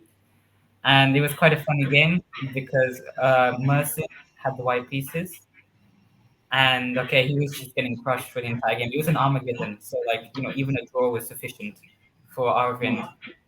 But then Arvind was just completely winning, and he could honestly just finish the game on the spot if he like. But then for some reason he decided to go into cement, which is obviously a very easy draw, but he had much less time on the clock. And he went into some position where it was like a knight, and Mersin had a knight, Arvind had a pawn, and he was king and king. And so Mersin just blockaded the pawn and just kept on giving the king, and he managed to flag him eventually. Wow. And is it a knight versus a pawn is winning? Yeah, is that right? Yes, because I think technically the pawn could under promote and then checkmate. He could under promote to a bishop or something, and then you're even a knight, yeah. Oh, even a knight, yeah. Wow. Because you do that. Or even a rook, Even a rook, yeah, exactly. Anything but a queen. Yeah, amazing. Yeah, that's right. For example, you simply can't force a draw like king and 2 pawns against king and 2 pawns, even, can you? No, you can't. You just have to play it out. Yeah, and you can't. It's what I'm saying. Sometimes, basically, I suppose you can get 3-fold repetition. I guess it's about your best. That's about your best hope, isn't it? 50 moves. I know, because we moved the pawns, but it's a pawn game. Yeah. Okay. Okay. Let's see. Can you claim a draw if it's over the board? Like you used to be able to do back in the day. Can you claim a draw if you think? No, you can't. You can't claim a draw in Blitz. I don't think. Yeah. That was in the old when they used to have quick play finishes with the 2-minute rule. Yeah. But Blitz is completely different. It's like I said, it's like the Wild West. You can do what you want in Blitz. Yeah, but could the 2-minute rule be abused? I mean, for example, you could I don't know, maybe some opposite colored bishop endgame, which is technically a draw, but obviously one side needs to show some technique. Could you technically just call the arbiter and be like, okay, this is a draw, but the 2-minute rule was definitely used to be abused all the time for that reason, Shreyas. Yeah. I mean, players would sort of basically they would sort of spend ages on every single move. Like they would have 10 minutes left and spend 4 minutes or more. Then it would be a smart strategy to use against Carlsen, because Carlsen act like you don't know endgames. So maybe they could get into some position which is technically a draw, but then run down on the clock and then call the arbiter over. I just couldn't do that. I'd feel so bad. Yeah. I don't know.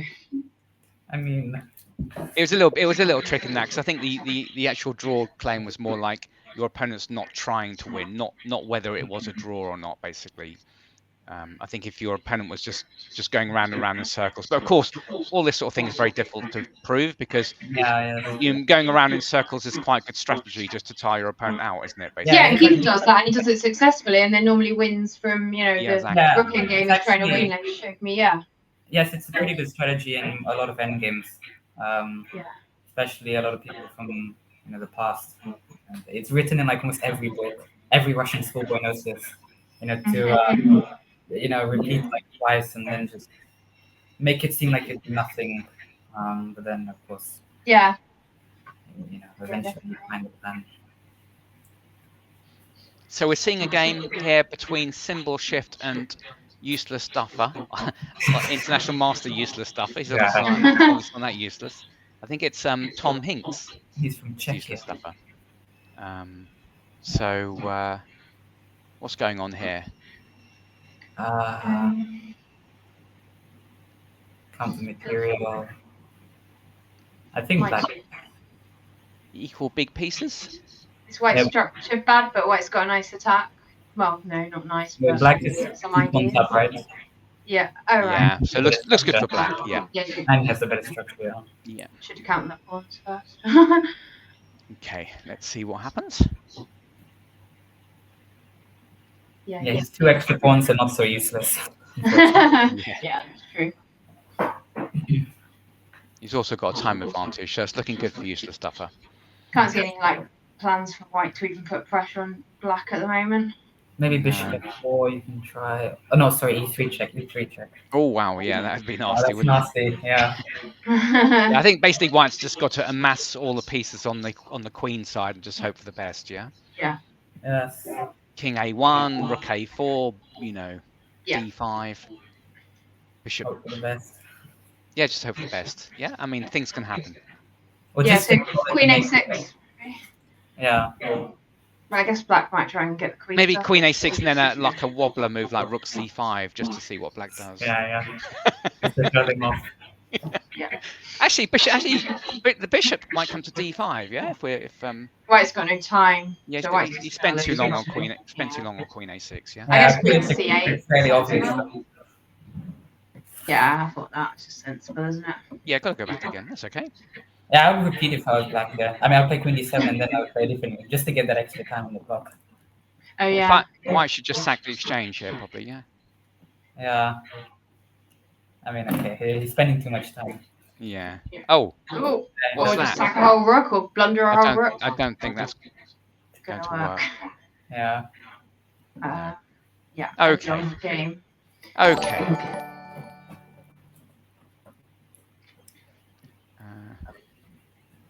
Okay.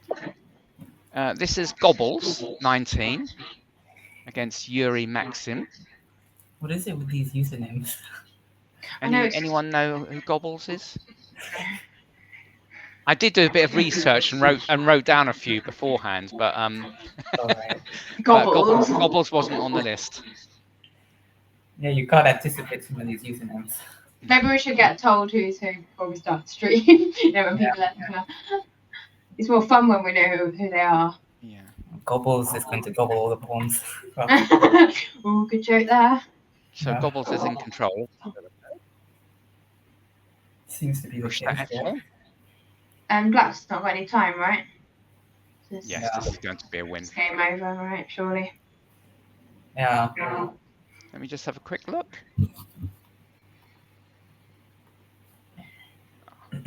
Maybe not.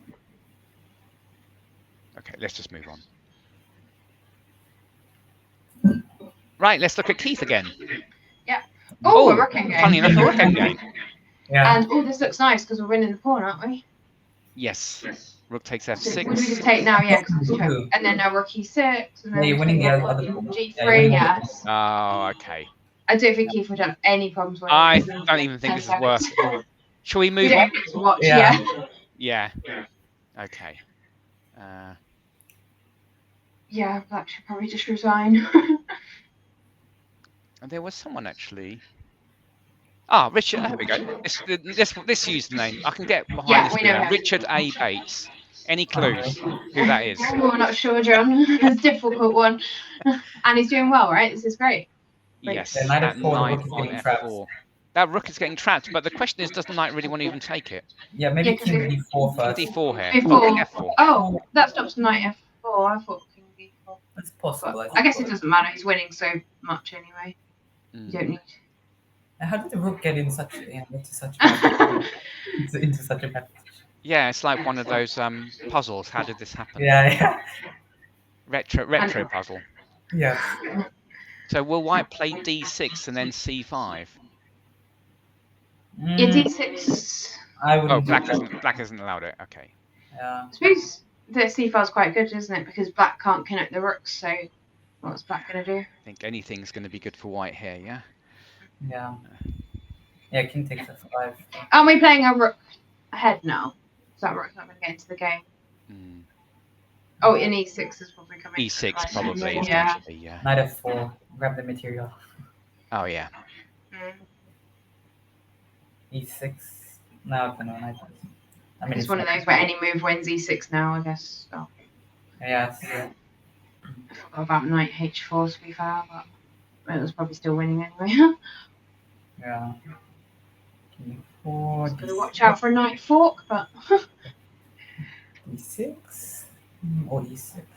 so you don't want to play e6. Doesn't really matter if we lose the H pawn.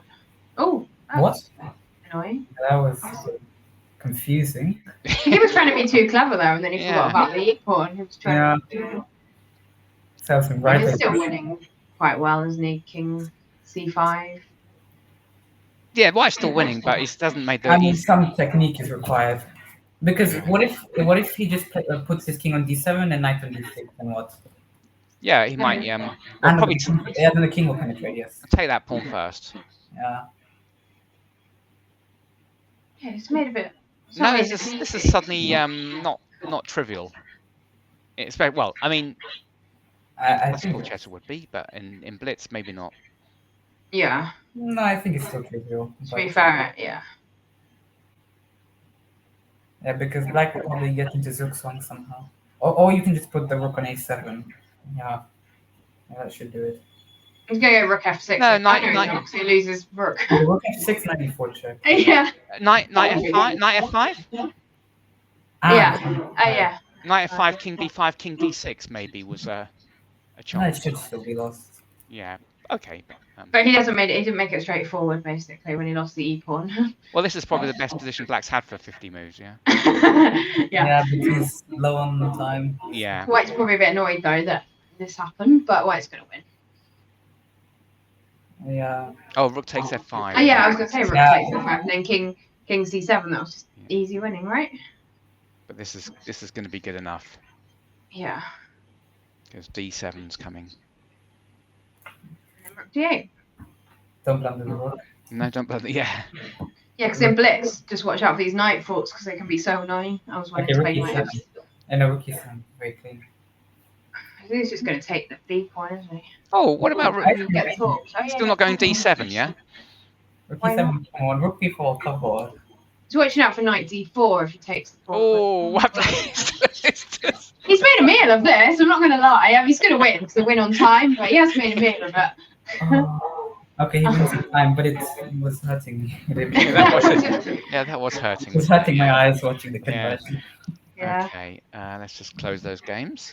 Guess a win's a win in chess. You can't say, "Oh, I got a 70% score." Yeah, but I want to win with the highest amount of accuracy as possible. Yeah, exactly.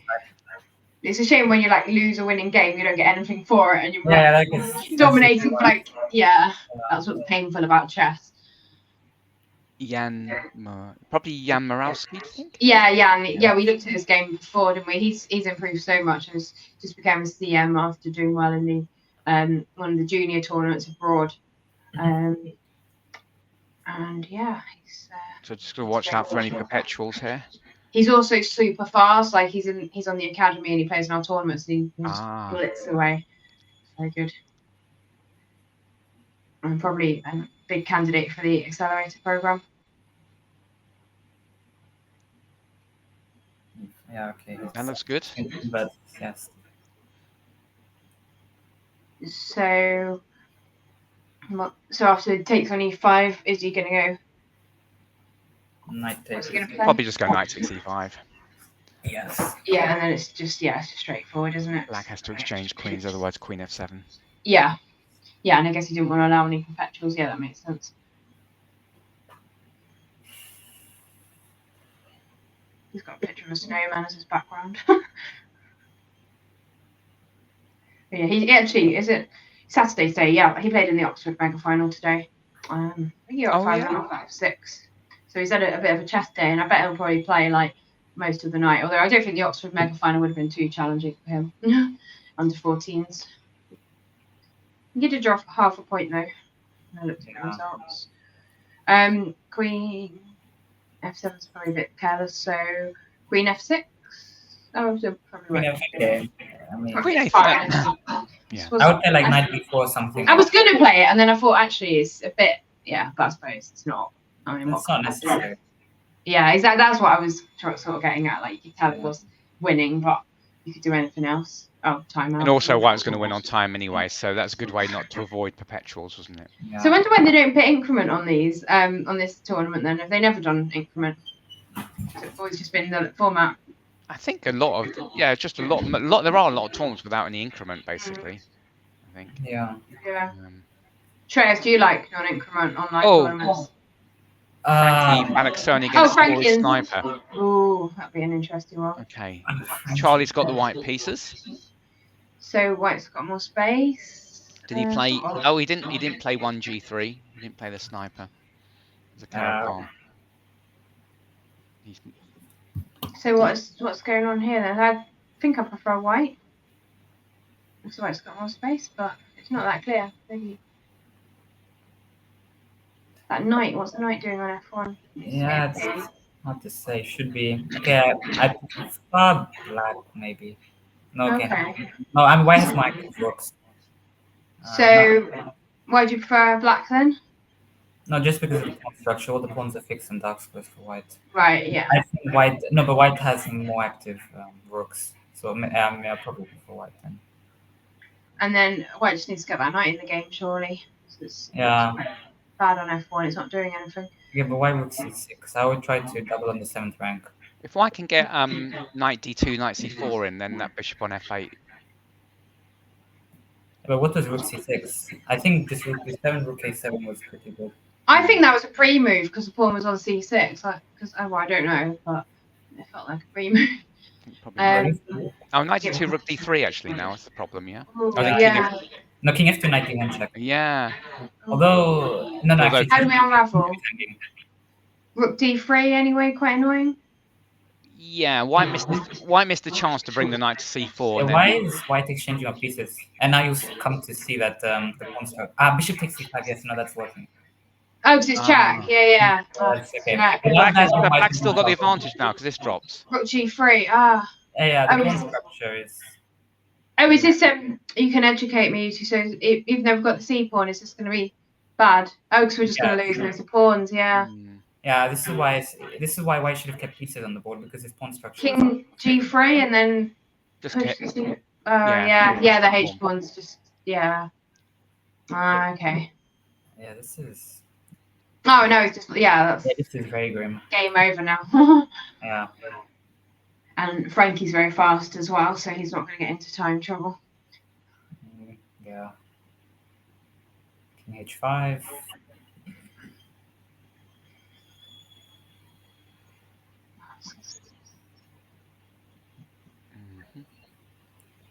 What is White can do here, I don't think. It's a little bit awkward, right? Yeah, but how does Black win this? Yeah, how do you win this Black? Just wait for rook f7, then go king g4. But rook g8? It's rook c2. Oh, rook g8 now, yeah? I just keep my rook on the... no, but this h2. Yeah, the h2 and king g4, yes. Yeah, White's rook going to have to go there at some stage, yeah? Yeah. Oh, yeah, this is so weird. This reminds me of a tactic I was doing the other day. Stalemates. Yeah. Stalemate alone. Wow. Rook f2 is a good move, though, isn't it? Yeah. Seems to be winning the game. Rook that was to king g3. Oh, rook h3 check? Ooh. Wait, how do you win this? This is fun. Yeah, yeah, this is fun. This is well fun. So you win it by we've got to allow rook d5 check and then take with our e pawn. Or we can block with. Oh, we can't win. How do you escape? No. Can't escape. How do you escape? Not now. We've got stuck this side because we can't. Yeah, you're kind of stuck now. Yeah, we've just gone the wrong way, haven't we? Rook e4 check. Oh, and then rook e2. Rook e1 check. Okay. King. Oh wait, can we go king g4 and then go block with f4? Yeah, we can take now, can't we? Yeah. And then take with the pawn. Oh no. No, but how but this is fine. Rook g4 and pawn. Oh. No, how do you? Yeah, okay, now it's trivial, I think. It's a definite draw now. But when we had the rook, couldn't the rook gone to d4? We could have blocked with the f pawn and then rook takes rook. I don't know. I thought I saw a way out, but yeah. That was clever anyway. That was clever defense. To be fair. Yeah. Very clever. Okay. Let's go back. That was a good choice against to watch. Yeah. So many rook in games. Let's just try this one. Okay, We another keep getting possible- it in the end game stage. Don't Yeah, we? another possible rook in game. Not least. Blunder a bit. So this is book trunk against blunder a bit. Not a lot. Blunders a bit in Blitz. Just a bit. Yeah, So that's got an extra pawn. I think white will try to fight though. Yeah. Bishop's better than G7. knight, but black's got an extra pawn. White has got fairly good chances actually to do that. Oh, he's trying. Yeah, also the rook and king Yeah, aren't black very is well just spending placed. much time. Yeah.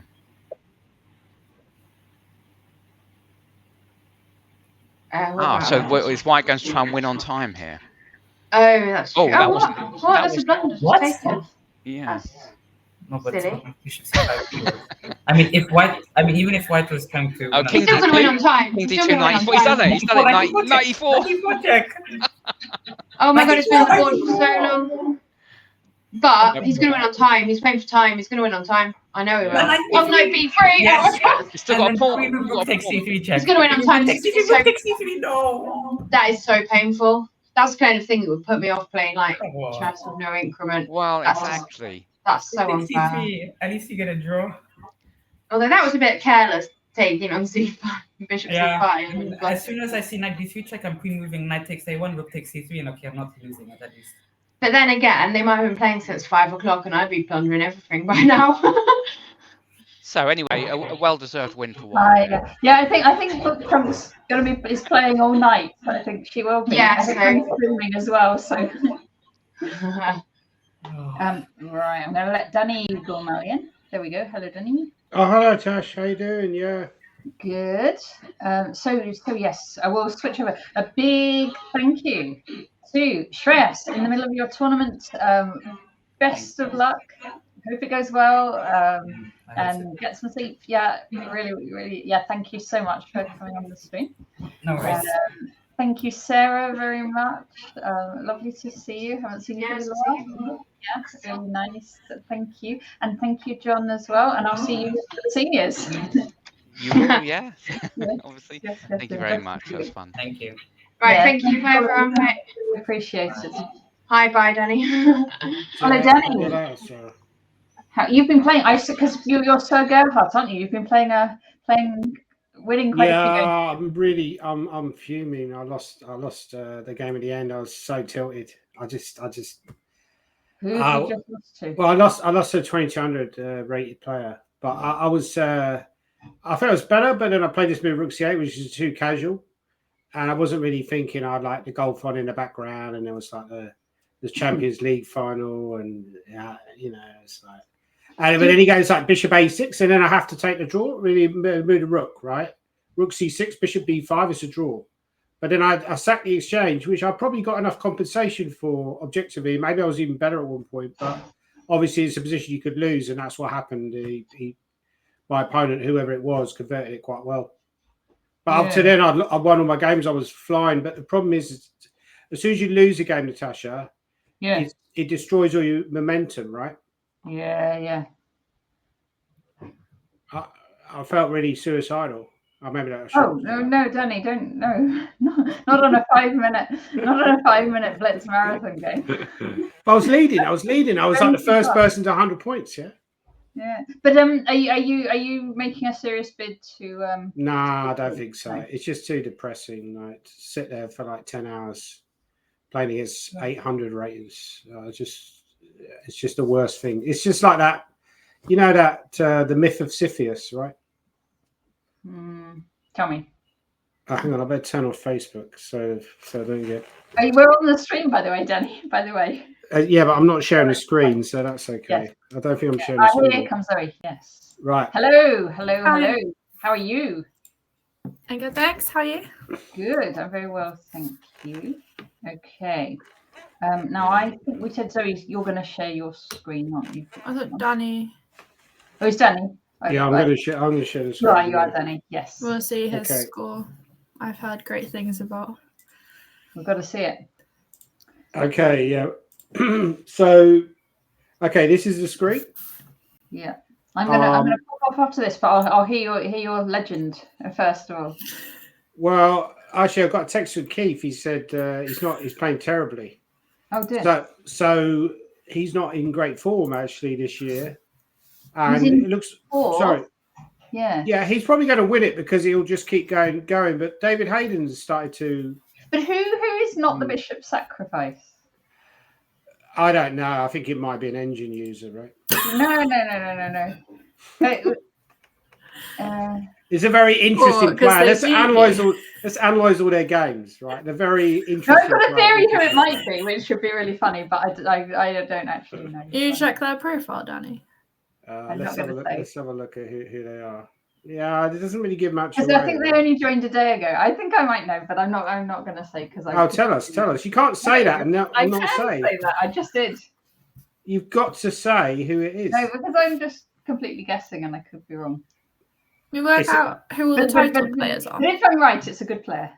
No, but the thing is, I thought, yeah, they're quite decent because they play the end game quite well against me. Maybe it's Keith's alt account out there to make sure that you don't win. Yeah, but he's got like he's playing on his normal. Should we have a look at the games actually? How do we get back to the? Now I don't know how to get back to the back to the live. The games. Well, you just click on. There's standings, then games, then chat. I think you're still sharing the live. Oh, am I right? Okay, so here we are, right? So the games. Yeah. If you click on games. Should we have a look at this game? Yeah. Can you see that game? I think are you just sharing part of your screen? I can. Yeah. Did you share the tab or the screen? Because we can. Oh, hang on. No, we can see Sir Gerhard, but nothing's moving on the screen. Okay, shall I try again? Can you see that? Did you share the windows? Probably the best. Oh, what? Okay. So I'm going to hide that on the screen, and then if you share again. Right. Okay. Sorry about this, guys. Okay, so I'll stop. I understand, right? So I'm going to just share the whole thing, right? Yeah. I think that might be easier. I'll just share the entire screen. Okay. Okay. So if any dodgy stuff pops up, then okay. So okay, that game's finished. What about Gobble versus? Oh, hang on. We got Welsh Tiger. Stanisblad. Yeah, Stanisblad. And Izzy Thomas. Yeah, I know Izzy as well. He used to live in London. Now he's moved to New Zealand. Okay. And I've got to tell you an interesting fact. He's related to Isambard Kingdom Brunel, who built all the bridges. Really? Oh, yeah. He's very nice. The Great Western Engineer. Yes, indeed. Right. That's interesting. The name gives it away a little bit. Yes, Isambard, yes. No, they are actually related. I'm not making that up. It's true. This is completely winning. Yeah, it's just got B5. Yeah, but the thing is, I think on something like this, like an arena, right, you can have a completely lost position. Yeah. Is it a better strategy to just resign and start another game? Have you noticed his rating is a bit of a tell for his personality, Stan?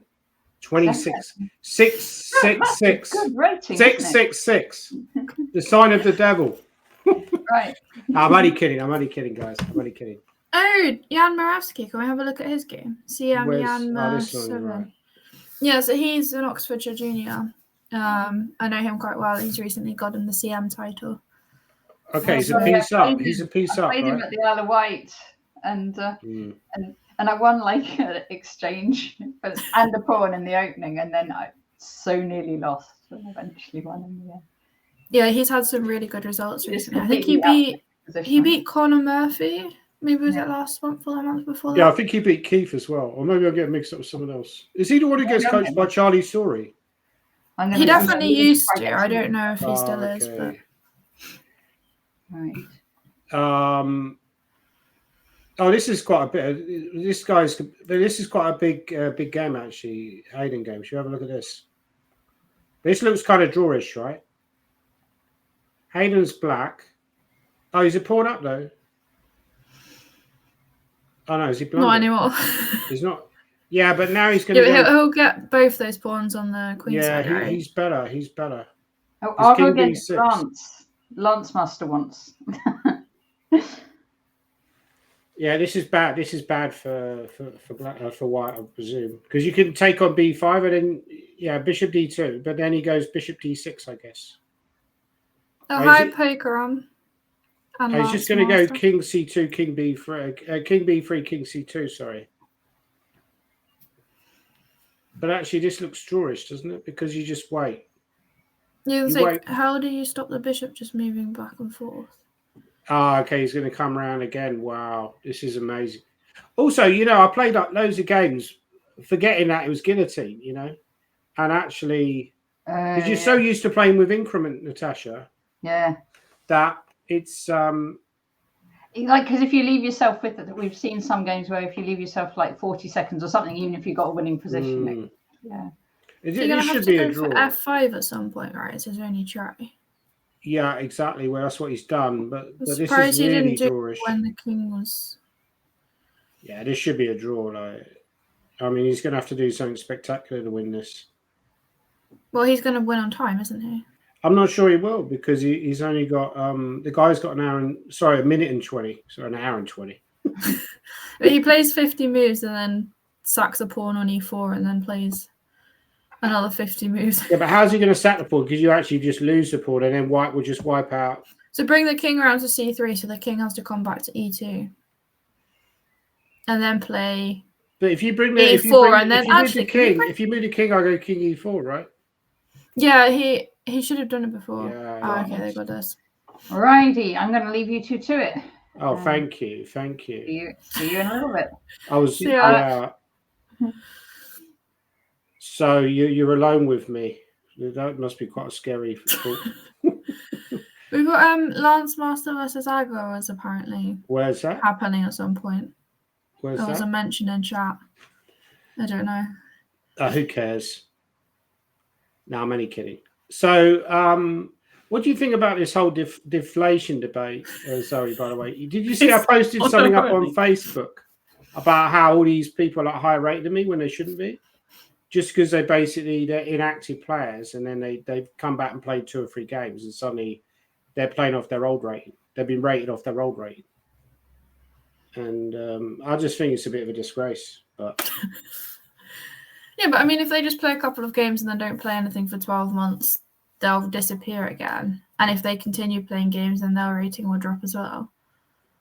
Yeah, but my argument would be that I think you should they should update the rating system better for inactive players, and basically you should be punished for being inactive, because we've seen now with a lot of players who play a lot, they get hurt by all this deflation. So you put another game on. Okay, sorry.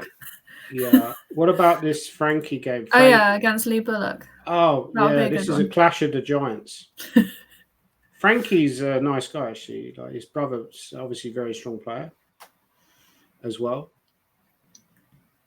I mean, Bullock's obviously famous in the chess community. Who's the strongest brother combo? Oh, I can see Agar and Lance now. It's 2 below this one. Ah, right. Should we go to that? Wait, you've just called Zanzibar. Yeah, there. Ah, this one. Because we did have a request for this in the chat. This looks really boring. This looks drawish. Queen d5 with a pawn, but then you have queen f2 at the end. Yeah, I think this will be quite. And then queen g2, and then queen e3, and then it's just a draw. Maybe you could just go king g2, and then king g2, and then you're better, right? Just defend the pawn. Also, white's got a lot more time here. Yeah, defend the pawn, and then go like f4, and. So it's like no, that's a mistake. That's a mistake. So it's like the clash of the arbiters, right? You see, Agar's recently got IA. Yeah. Yeah, but that was a big mistake. So you should just go king g2 like Magnus Carlsen, like would have just gone king g2 there. It's like the master. Yeah. This is boring now. Let's move on to another game. Well, I want to see if she flags him. Is that not interesting? It's not really. I don't really care less. Should be supporting your friends. I don't have any friends. Surely you should know that by now. Inglaterra's like plays or used to play quite. Has anyone got a live stream of the Champions League final? Let's watch that instead.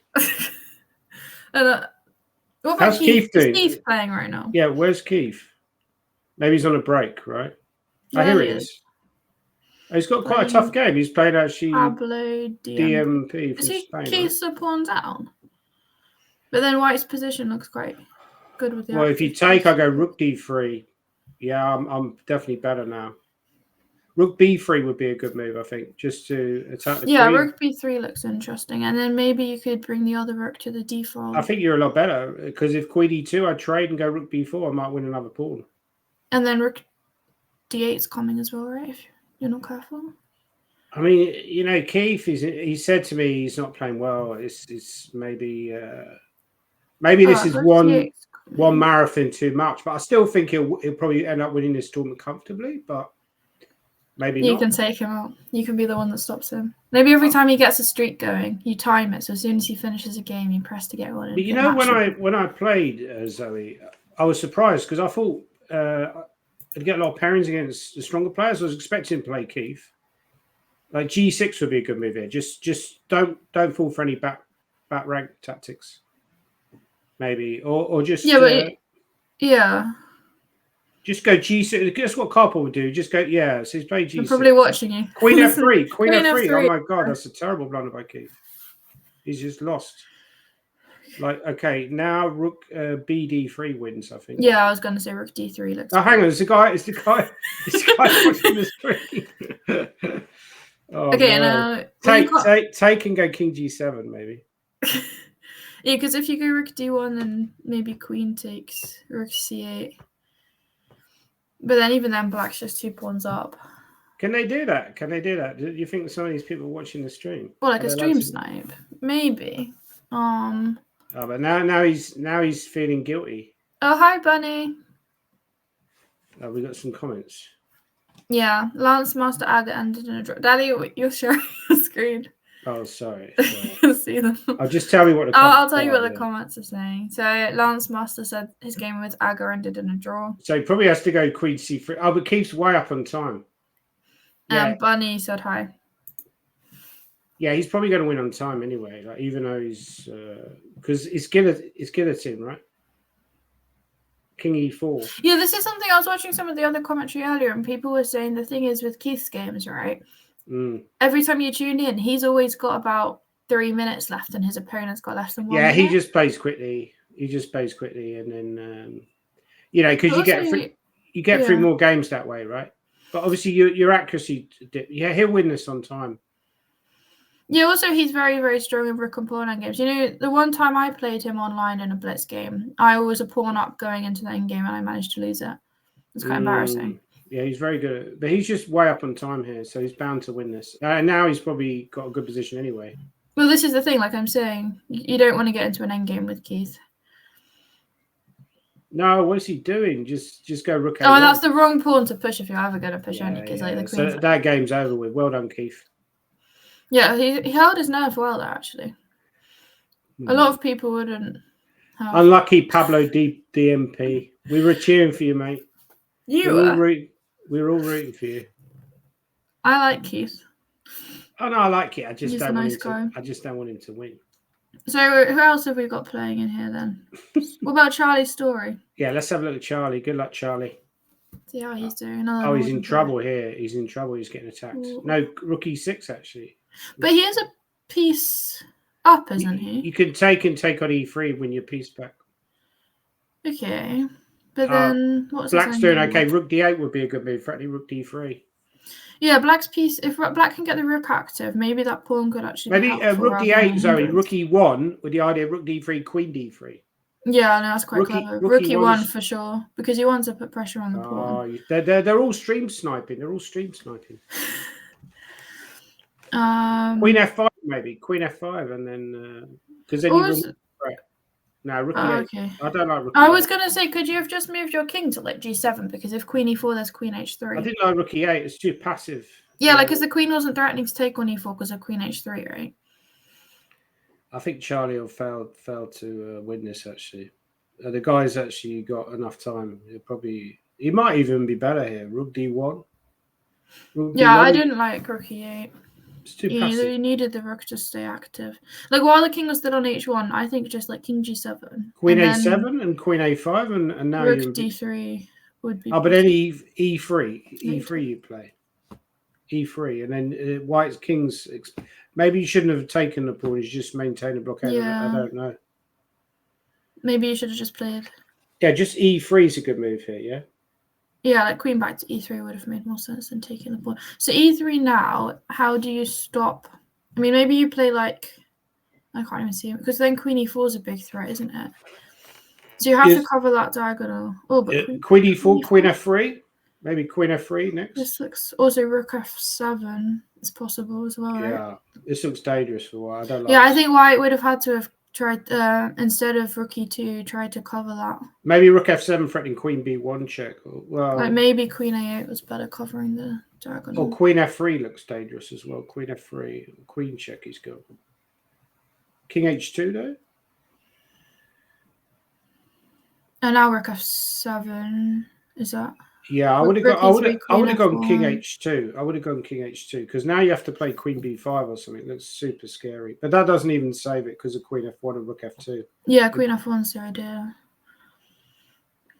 Yeah, okay, but Queen F1 and Rook F2 anyway. No, but we can trade. Oh no, because then there's a Queen F7 at the end. There's a Queen A7 or Queen F7. Yeah, even better. Yeah, though not so easy, right?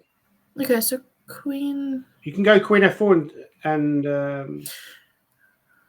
right. H4 is interesting. I was wondering, there's nothing you can do to get your king. Ah, okay, that's clever. What? Oh, what? What on earth was that move? Was that like a mouse slip or something? No, I think it was just, move. maybe it was a I think he's just realised the time. They're both like suddenly. The story will finish this off. But I think that was quite a nicely played middle game actually by Black. Some good chess there. Not really, I don't think so. Maybe you should have. People can critique your games later. Who's that? WFM? I don't think I'm going to be playing anymore. Sorry. Let's look at that WFM. Which game was that? Gobbles 19 WFM. Oh yeah. Do you know who this is? No, I don't know who it is. Recheck their profile. I don't know. Maybe he's a Turkey fan. Maybe from Turkey. Gobbles 19. I've never. Yeah, I don't know who this is. Maybe like a 19-year-old. Why would you have 19? There can't be that many WFMs in England, right? Yeah, no, this is the thing. Like you would have thought. You would know them. You would know them. But yeah, I don't know. I think who would be about? I don't know. This looks better for white, no? Yeah, you just pawn up. Bishop D3 at the end. Bishop D3 and you just win. Yeah, there's some nice end games here. I feel like I need to reach more end games. You know, I've been studying end games really hard. Ready for next time I get one. Yeah. I never reach them. I said that you study chessable so much, you might have got chessable strain injury. You know, like repetitive strain injury. It's like chessable strain injury. You know, I feel like I'm single-handedly paying off Chessable's server costs at the moment. No, I haven't bought anything for a while. Do you think Chessable has raised the overall standard for chess in general? Like I know it's going to play in opens now. People are so well prepared, and obviously you played against a lot of the opening prep, yes, who are incredibly good. Prep's better. Yeah, people are just better now. They're just better players. Like when you play in opens. People are just stronger than they were, and it's just tough just to win any games at all. Like you have easy access to resources whenever you like on the move. Like when I go into London for work, I will spend the entire train journey on Chessable on my phone. Bishop G8, Zoe. Yeah, Bishop G8. Yeah, go after the pawns. Yeah, H6, Bishop H7. Yeah, you know, I'm like number 80 or something in the world for all-time Chessable study at this point. That's crazy. But it should pay off because I always feel with hard work. I've been trying to work a little bit harder recently. So I've seen a slight improvement in my results. My overall FIDE rate has gone down. Mine's gone up. I probably won more tournaments. Like even when I was rated at my peak, which is going back a long time, I didn't really win that many tournaments, you know, or even play that many tournaments. But I think you have to play a lot of tournaments. Like Keith's obviously a great example of that. He plays so I mean, you know, fair play. He's in his 60s and he's still playing more than ever. It's impressive. That kind of, I would describe him as like the Bernard Langer. You know, have you heard of a golfer called Bernard Langer? I don't know golf at all. But he's like got great longevity. I would describe Keith as like the Bernard Langer of golf. Sorry, of chess. And I'm like the Tiger Woods. Right, so let's Sorry, Natasha's comment. Hang on. Natasha's commenting on my chessable. I had done 100 times as much as her. Yeah, no, I do a lot of chessable. I was in hospital for a day for like from 9 till 5, and I just did chessable the entire time. I think the hospital staff probably thought I was absolutely insane. Could White go Rook D1 there? Rook D1 that last move, because a Rook D1 hit the knight, but now Rook D1 you got Knight D2 now. Oh, this is another WFM. People were trying to work out who it was earlier. Yeah, Rook C2. This is totally winning for black. I played that guy Welsh Tiger. He's a really good player. He beat me in the 4 in CL.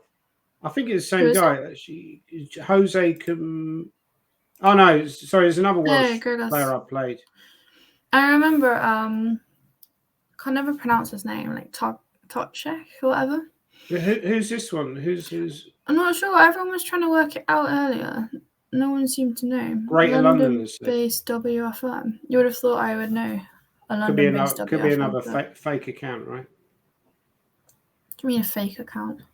You can't get a title unless you verify it. Yeah, but they might have cheated to verify it. I mean, you can't. They might have fooled chess.com. Right, by providing a passport photo. Oh, Keith's playing again. Keith's got a game. Oh no, hang on. He's playing the same guy. Should we have a look at his game? Caracal. F4. Keith will go Bishop F5 is a good move. I feel like it's going to be quite exciting, actually. I think Bishop F5 there after F4 would have been more. Yeah, because Pablo was the one that was winning against him before, right? Yeah, Knight D2. Yeah. Knight F3. No. Keith's number 2 on the leaderboard at the moment. G3, maybe. G3. He was about number 4. No, he's under the F4. This is very bad. Can we have a quick look on the leaderboard? Yeah, let's have a look at the leaderboard. How do we? Oh, standings. How are we doing? Oh, he's making some move on Keith. Yeah. Who is? Like, sorry, Keith's making some progress. Yeah, Hayden's on a streak though. Maybe we should look at Hayden's game. Do we look like Keith's? Yeah. Just got how do we look at Hayden? You find him. The title players all have like the red sign, so you can just look out for them and then see which one is him. Just keep scrolling, yeah. Ricky Bates. Good luck to Ricky Bates. Here we go. Ferrari fan. I recognise that name as well. One of the WFMs is Mary Gregorian. Okay, that makes sense. So 95 now, maybe. Yeah, F5's a good move. And then Rook D1, right? So say Queen C6, Zoe. Yeah. What would you take back with, the pawn or the queen? I'd probably take back the queen. Yeah, the queen is the natural move, right? Because you don't want to mess up your pawn structure. If you take with the pawn, you just forever got a weakness. How would you assess this position? Oh, I'm so bad at evaluation.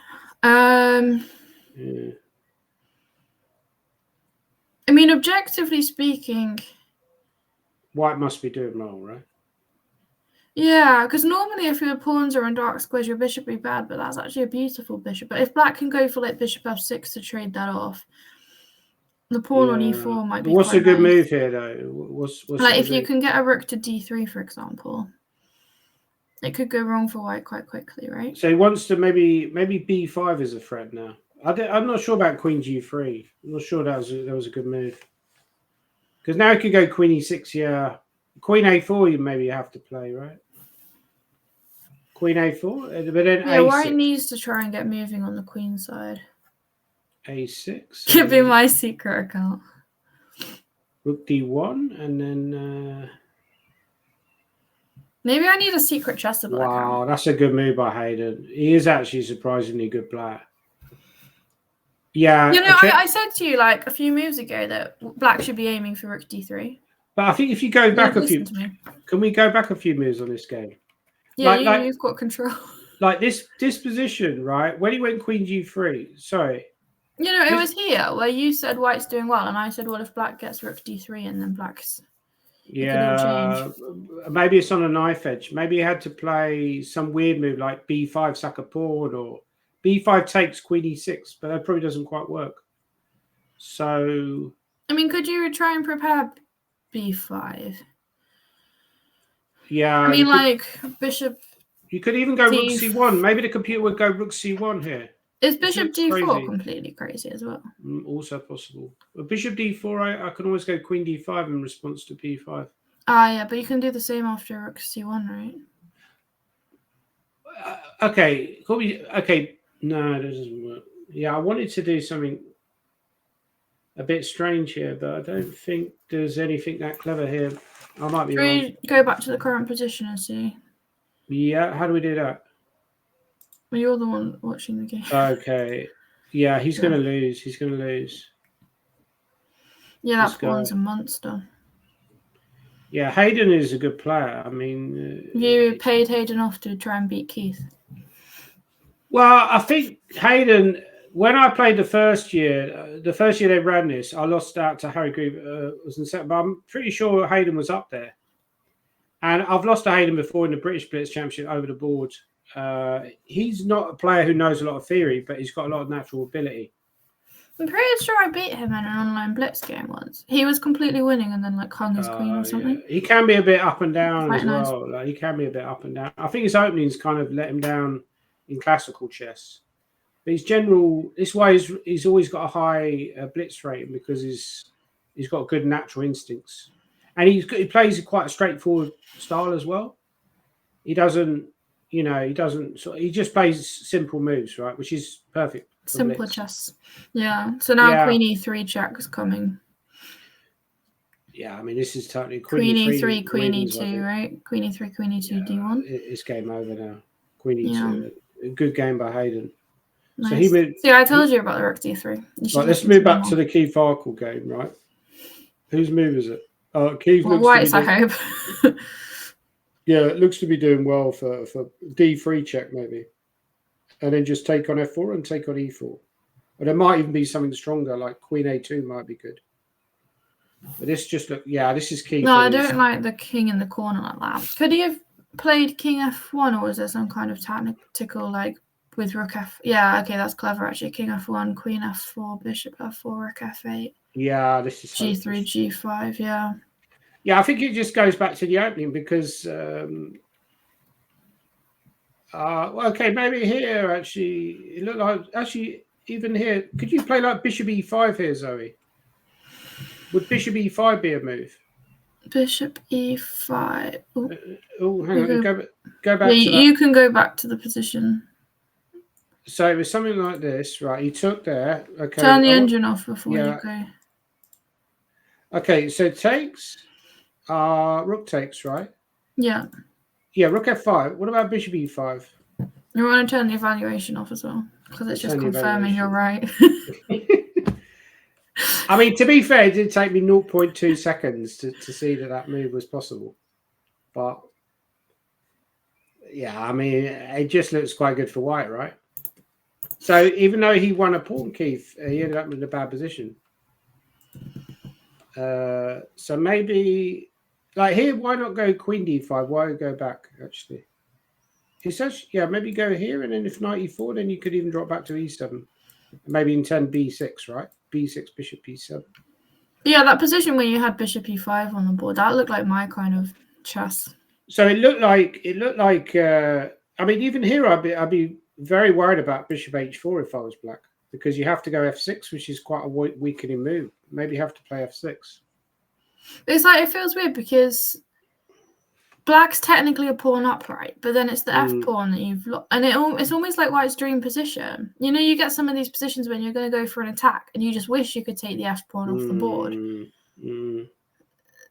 So I feel like even though maybe Black had chances after Bishop B6. Okay, it's Blitz though, right? But Bishop B6 is a slightly strange move by Keith because you're basically, your bishop is now not that active. Is kind of, I mean, it can go back to C7 though.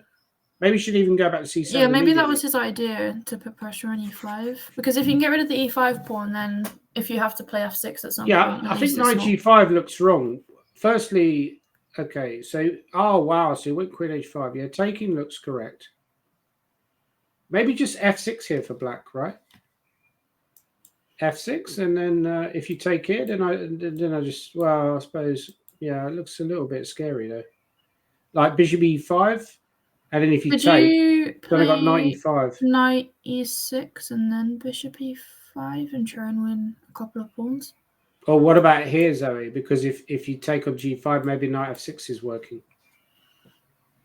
Oh yeah, that's nice as well. Maybe you can go bishop e8, but that feels, yeah, bishop e8 is bishop e8. That'd be quite amusing, right? And then if I go queen h3, then just take, because the queen e6 is bishop f7. Mm. But it's hard to see all this at Blitz, and it's very easy to blunder. So maybe knight g6 was some kind of blunder. Even rook f7 here, actually, Zoe. Rook f7, rook f1, and queen g6. Yeah, I would trade the rooks. Yeah. Get rid of one of the defenders and then bring the other one in with doesn't check. seem to be playing at his best, but he's still surviving. You know, he always finds a way to get it done. He's got this ability to, unfortunately. Who else have we got that we haven't had a look at yet? Bobby James Fisher. Who's Bobby James Fisher? Maybe it is actually Bobby Fischer. Maybe it is actually Bobby Fischer. Oh, while we're looking at Ukrainian player, I should just mention for anyone that's watching right now that this is a charity fundraiser for Ukraine. So if you do have any spare cash lying around to donate, well, it wouldn't be cash, but you know, I think Natasha could get a link. Yeah, I would reiterate that. I think you know, I like to joke and everything, but it is a very serious subject. People are dying all over the world, and particularly in Ukraine, there's a lot of people suffering. They're being forced out of their homes. It's a very sad situation. I mean, we're talking about chess game. Chess game is not important, you know, compared to real life, right? Yeah. You know, so people are dying all over the world, Zoe. People are dying in, you know, in Asia. People are dying in South America. They're dying in Europe, often from oppressive regimes. You know, we're lucky. We live in a democracy. We get to vote at the next election. A lot of people don't get it. I'm going into a deep philosophical discussion here. You know, I just got bored of the chess, but. So Andrew Back seems to be. What do you think about Bobby Fischer? You know, when I was younger, I was obsessed with Bobby Fischer. And this idea that Bobby Fischer could come back and play chess again. I think I just got thrown out. I suppose Bobby Fischer was before. Bobby Fischer was before your time, right? Yeah, that was like Cold War time, wasn't it? Yeah. Well, you go. I mean, Bobby Fischer was born in, I believe he was born in 1943 in Brooklyn, and he really started to become an international player in sort of 1950s, 1957, 1958, 1959, and obviously he won the World Championship in 1972. And surely even you weren't alive then. Well. No, I wasn't. 1972 was quite even before my time. Just before my time, right? That's what I'm saying. It's always actually before my time. Here's a question for people in the chat: which famous film was released in 1972? And they're not more than one film. Well, there's a very famous film though, often voted one of the best films of all time. Am I allowed to guess? Yeah, you're allowed to guess. Titanic. Titanic was released in 1997. It's way before my time. There was like a Razor Titanic before that, but I think that was maybe earlier than or later than 1972 anyway. Some James Bond film. It was a James Bond film in 1973, which was the first Roger Moore one, Live and Let Die. Archer with James Seymour. 98 has guessed Godfather. Correct. Godfather, directed by Francis Ford Coppola. Based on the book by Mario Puzo. Nice. I've never seen it. It's a great film, yeah. It's a great film. Shall I do the music?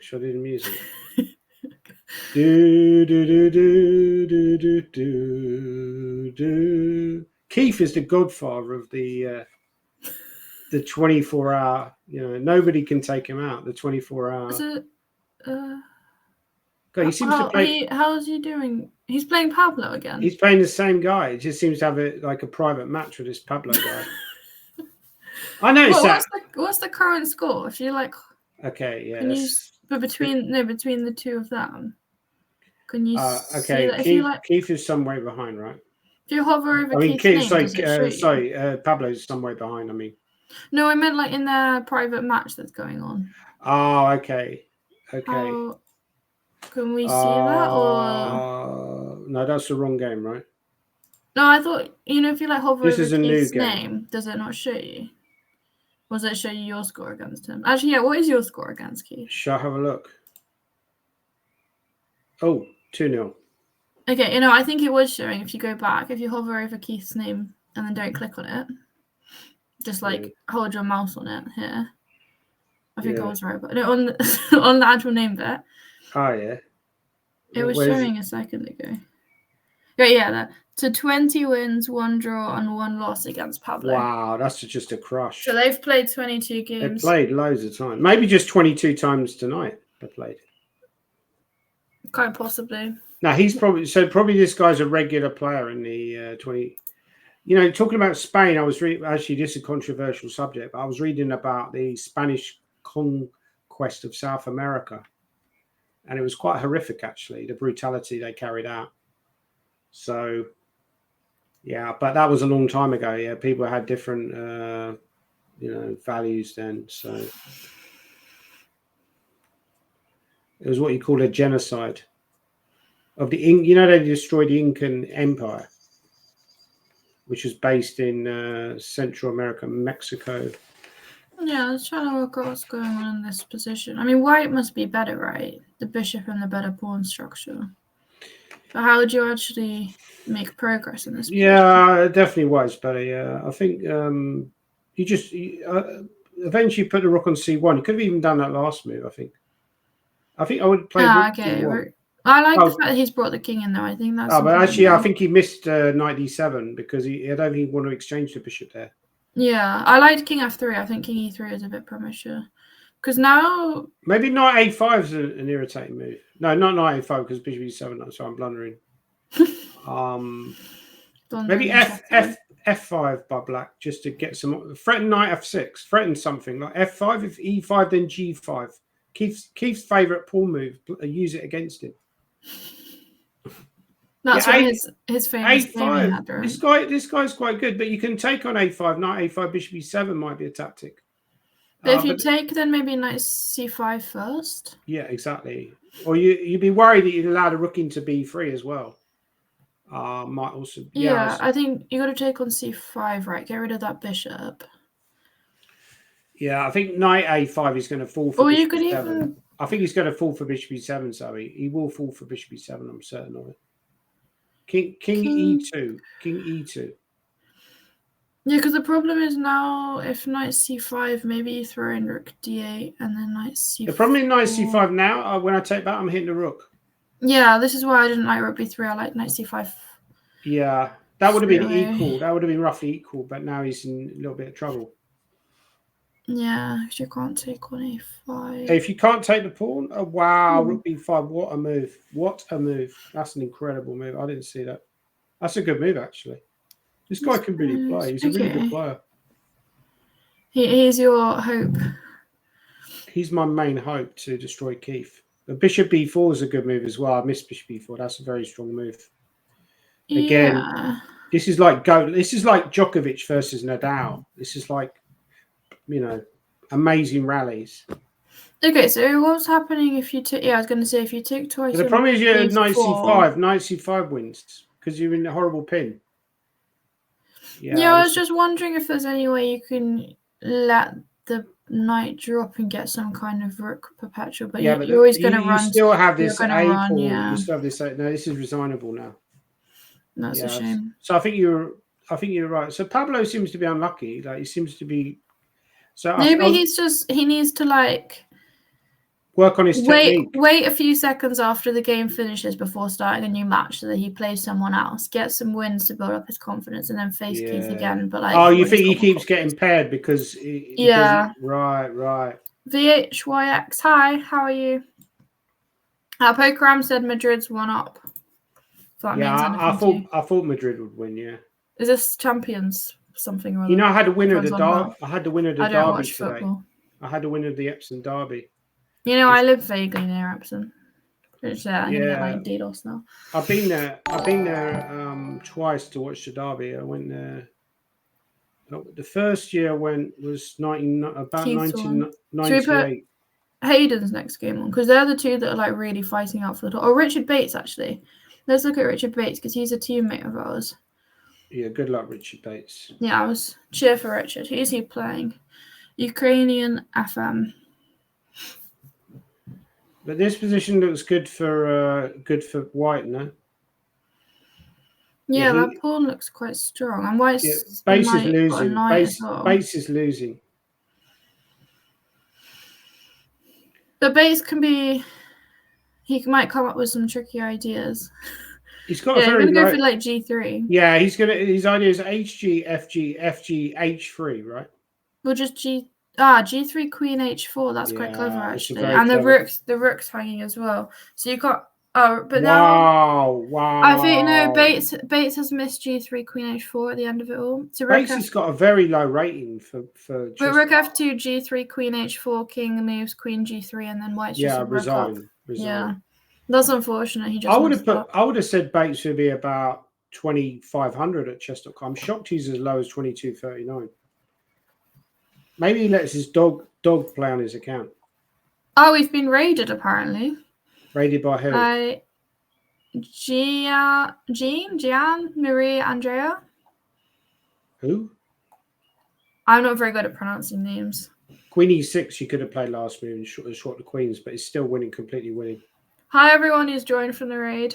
Thank you, everybody. By the way, please donate to Ukraine. We need your money. For anyone that's just come in here and doesn't know what's happening, there's a 24-hour ECF organized charity marathon to raise money for Ukraine, and if you donate, there's a link to where you can donate to if you wish to, and we've got people fighting it out. Keith Arkle, English Grandmaster, has won the last 3 years in a row, is it?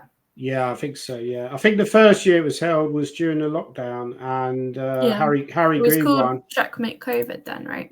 I finished second and actually came down to the final game. But ever since then, I think Keith has won by widening margins every year. He's won because he's got this amazing ability just to keep going like clockwork. It's extremely impressive, you have to admit, to play for 24 hours straight with only a couple of hours off here and there. This is a book draw, by the way, I think. The Philidor position. The first year I played Zoe, you don't need to move the rook back and forth. Like you can just keep clicking. Yeah. The first year I played in it, Zoe, where I finished second to Harry.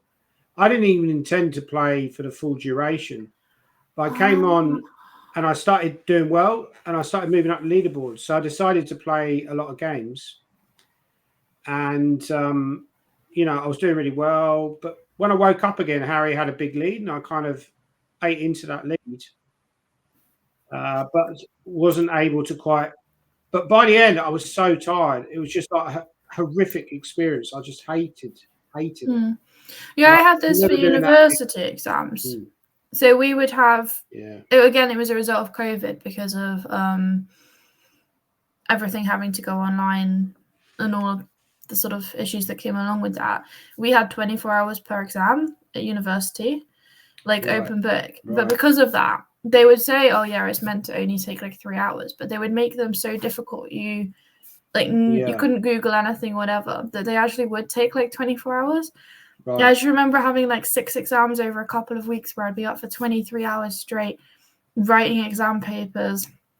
And then I had one which finished at 9 a.m. and then 2 hours later I had to be in to do a presentation on my master's project and stuff. It was intense. So I don't envy these people staying up. But I mean, credit to them.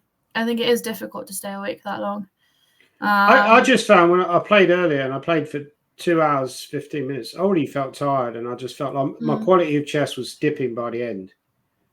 Need to get on the coffee. Maybe we should be partnering with like Red Bull. Get them to make a big donation to Ukraine in return that everyone drinks Red Bull whilst playing. If it had been a 2-hour tournament, I probably would have won it, right? Because I was leading after 2 hours. But unfortunately, it's a 24-hour tournament. So you don't get any points for leading after 2 hours. So you yeah, can play the ECF Blitz thing tomorrow afternoon if you want on League Chess. I'll do that. Isn't that like every month? Oh, is it every month? Is it? Yeah. But this is like the big one. This is like a big one. Annual one. So here, Black could maybe take on E2 with a pawn, allow knight E7, and then just take back. She's gone rook C5. C5. Oh, that looks like a good move, actually. Yeah, I like that, because if queen D3, then you're just losing the knight. You're just losing the piece, so White's in trouble here. But queen... yeah, you can't even go for like queen A5, because... I mean, you can, but the pawn on E2 is going to drop at the end of it all, and your queen's going to be just misplaced there. Should we have a look at maybe some players that don't... Yeah, that's what I was trying to say. So, who's got the coolest name? Whoever's got the coolest name, we'll look at. Queens and pawns? No, something non-chess, like just something that sounds cool. Prof Poison? Oh, Poisson. Professor Poisson, yes. Right, okay. How's he getting I feel like that's some reference to something, Professor Poisson. You know what? Poisson is French for fish. Yeah, that's right. Yeah, Poisson. Might look up Professor Poisson. Yeah, this seems to be winning for Black, actually. If Queen C5, you have Rook C6. Or Professor Poisson is a world-renowned oceanographer, I think from Scooby-Doo. Queen C6 is good here. If D5, I just take it. Take the pawn. Queen B6 is Queen G2 checkmate. If you get... Well, Queen G2 checkmate is in the game. Or Queen F1. Finish the game with me. Who else have we got on here? Woodsy. Where's Matthew Wadsworth. Matthew Wadsworth. He's a really good player, Matthew. He's got some great results lately. Including beating me. I think that's the best result of the month. Not kidding, but he's good, yeah. I lost him in the English Championships last year, and he's very well prepared. I'm surprised his blitz rate isn't higher. I would have expected him to be about 2,700 mark. Yeah, but probably people, like if you've got a title on chess.com or whatever, you might play Title Tuesday, but you probably don't really play that often because you don't want people to prepare against you. And so you probably have like a secret alt account that you do more of your blitz on. So who knows, maybe he has something like that. And maybe he just like plays the title players. But this could be quite an interesting match. Is rook E3 a move here? And if Queen E3, Bishop H6? And if King E3, you have Queen F4, mate. Rook E3 F4 is quite a nice mate. Rook E3 is a nice find, yeah. Yeah. Oh, he's played it slow, but that's also quite strong, actually. Like just slow. The Rook E3 just would have been a beautiful tactic. Again, it took me, to be fair, 0.2 seconds to see that move. So it's not impressive. Wilsonia, hi, how you doing? Is that a reference to the brownies that I made before? They go down very well at work. I make them sometimes. Everyone likes my brownies. I think White's in trouble here, right? Because no, I still preferred Rook E3 like your move looked. Actually, you've got Rook check and Rook G3 maybe. Rook G1, King F8, Rook G3. Yeah, because actually if you go King F8, Rook G3, then you don't have Rook F7 because of Rook F5 maybe. So you'd have to go Rook G1, King H8. But then... And then if I go Rook G3, Rook E7, I could go Rook H5 and pin your bishop. Yeah, I was going to say, can you put a Rook on the H file at some point? And then the threats on E3 aren't even as bad anymore. Yeah, so Rook E3 was a good... Because you could even play Rook H5 straight away. Is that too crazy? And then Rook E3, Queen E3? But then Rook E7 and then... Yeah, I don't like that move because now Rook E3... No, because then Rook H6, yeah. Maybe Rook E3 is what does he intend after Rook E3? I don't like this, what he's done. No, I think you could have played Rook H5 straight away. Maybe well, Queen F2 is a move. Bishop G7 is a good move. Yeah. Oh, that's nice. Yeah, this is again the reason you wanted to have had the Rook on H5 already, so the bishop was just. Yeah, maybe you have to go like Rook G7. Yeah, but this is not good. Oh, and then take on D6 and hope for the best. Yeah. Well, actually, you should have just taken back with the Rook because Rook D6 was Rook E2 there, Zoe. Yeah, but now you can't. Yeah. Maybe Rook H5. Also, actually wasn't so clear because you had moves like Rook H5 anyway after Rook G7. So Rook D6. Oh, I don't like that. What's wrong with it? Queen G6? I just feel like no. Rook D6 would have been more to the point. But what does Black play now? Yeah, this is actually not so easy for Black because his king is very open. So he could lose his position. Because if the Rook moves now, there's Rook H5, Rook G5. Yeah, maybe Queen C3 is an idea. Queen C3 and then King G8, Rook H5, right? But then Rook G7. Like King G8. I'd probably just go King G8 here and just say, well, what have you got? And now if Rook H5, just go Rook G7. Yeah, but Rook H5's... Oh, White's so low on time as well, and there's no increment. Maybe Queen A5 is a move. Yeah, Rook G7. White has to mate him quickly, I think this is looking bad for Woodsy. Can you just play Queen G7? Yeah, but if Rook G7, Queen F6 maybe, Rook D3, Queen D8 check. Yeah, what's wrong with Queen G7? Queen G7 is a good move, yeah, you're right. Yeah. Bishop H7 check. Oh, no, that didn't work because it's check. It was check and then, yeah. So Bishop H7 didn't work. Yeah, that was the point. Queen D4, centralizing. Just go Queen D4 and centralize. Always centralize. What's wrong with Queen D4? What's he done there? What is that? Oh, it's Rook F2. Oh, wow. The King B3 to A4? Yeah, I don't... Oh, he's got Rook takes and Queen D7. That's game over, yeah. What? He wants to mate with a pawn. Oh, no. Why is he allowed that check? I can't believe he's allowed that. Oh, White missed Rook H8. Anything. I mean, Queen D6 is also good, right? I mean, but like, look at the time. Maybe he just missed Queen D7. Maybe he just missed Queen D7. Wasn't White like a whole minute down on the clock? Was quite fast. He'll win this. Yeah, he's that was impressive. He really held his nerve. Yeah, that is really impressive stuff, actually. Yeah, maybe all this over the board experience is like standing him in good stead. Nice. Can we have a look at? Oh, it's gone. I thought. By the way, if we look at that game, how do we analyze that game again? Oh, we have to analysis. Yeah. Like at some point, he could have just gone Queen D7, like here. Like here. Hi, Waterford Wizard. Thank you very much. Appreciate it. Queen there, King there. Oh no, hang on. Oh, then Queen C7, and then Queen C6 and Queen A6, mate. Yeah. Because if you go B6 as King A6, it's not so clear. Because Queen A4 is King B7. I think he was just trying to mate with a pawn. He wanted to go B5. No, I think he just missed Queen D7, Zoe. If you see Queen D7, you just play it. He just didn't see it. Yeah, but I think he was thinking A6, B5, check takes, and then Queen A7 at the end of it. What about my rookie free move? Was that the best move? Let's have a look. I'm just trying to show off here. Oh, it was a bit later than this, wasn't it? Yeah, rookie free was the best move. Wow. I've still you should be playing. I should be playing. I was playing earlier, but right. How's the fight? Oh, I think Hayden's extended his. He's on a 9-game streak. Come on, Hayden. Come on, Hayden. Come on, Hayden. Come on. Come on. Come on. Take down. Right. Who else is sort of in the top 5 at the moment? Any kidding, Keith.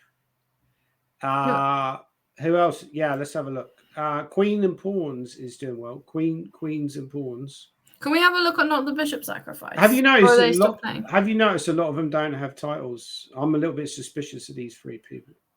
They're not verified. No, Danny. How many? Well, I don't know. Maybe that's like my. You could be like 23 300 level and still not have a title. Who's this guy? Because I play this guy like Will Claridge Hansen. Oh, is that who it is? I played him twice. The first game I think was in trouble, but I managed to win. No, he's good. He's another one that's my age group, so I grew up. I wondered who that was. Him. Yeah, I was trying to think. He made an IM norm in the 4NCL. Right. What about Charlie's story? Let's have a look at Charlie's story. How he's playing Road to GM. Okay, but that's a bit of a... Oh no, is Ian Calvert playing? Can we look at that? Oh, do you know Ian Calvert? Yeah, he plays at Coulsdon. I played him earlier. I know that guy. Yeah. He struggles a lot in time treble, but when he has time, he's a really solid player. I've had a couple of draws against him. Right. Yeah. He makes a lot of draws against but higher rated and lower rated, so his rating kind of averages out. But online Blitz, he struggles a bit with the speed sometimes. But he's a really, really lovely guy. I sense Blitz wasn't his forte. Yeah. Yeah. But he plays this 1B3 and knows it inside out, so you can't even prep an advantage against him. Yeah, he played that against me. Yeah. But I was better at the opening, so. Maybe. Yeah, I mean, but the thing is that he knows the ideas and stuff really well. He's very, very solid at standard play. Lovely guy. Okay. Queen Eating Dragon. I feel like is Queen Eating Dragon Michael Green potentially? They have a name on their account. I don't know. Rook F5. White is winning. Rook F4 and take the pawn. Take the pawn. Queens and pawns is Jude Shearsby. Ah, right. Oh, hi Jude and Stan. G4 in the chat. Oh, nice guys. Nice to hear from you. And Rendell. Even Queen Eating Rendell, Dragons, Aaron Saunders. Okay, yeah. I knew I recognised the name. Oh, wow. This is really close. Basically, Aaron Saunders. So Queen Eating Dragon, Aaron Saunders, another one that got very good during COVID. Was just playing a lot. Base is just too slow. He's too old and too slow. Sorry, I'll tell him you said that. You'll probably see the review. But it's obvious. He's just too slow. He needs to invest in a new mouse. Hello. Hi, guys. How are we doing? How are you doing? Okay, we're going to need to wind up because we've got the next stream coming on soon. So thank you. So that was really nice. Thank you. Yeah, thank you. Yeah, thank you for inviting us on, Natasha. Sorry, it's a bit dark. Sorry, the lighting wasn't very good. I'll stop sharing anyway. Yeah. Okay, and congratulations on your win in the Epsom Derby, Danny. Oh, thank you, mate. Well, I didn't actually win it. I just won a bet on it. Don't. By the way, if any kids I'm very impressed with Chessable Zoe. I have to say, I was like, right to people. How can Zoe have done 100 times as much Chessable as me? This is just not even. I am dedicated to chess improvement. Let's just say. Fantastic. Very good. I have goals that are very high, long term, and high. I need to be better than Danny. And I think you. Yeah. I think you already are. Yeah, that's probably good. Yeah. That's a good goal. Anyway, okay. I better end this stream now. I'm going to play a short video, and then which is about the cause of the stream and the British Red Cross effort in Ukraine, and then we will be back with Gawain, Tom Rendell, and Peter Wells. So thank you both very much, and enjoy the rest of your evening.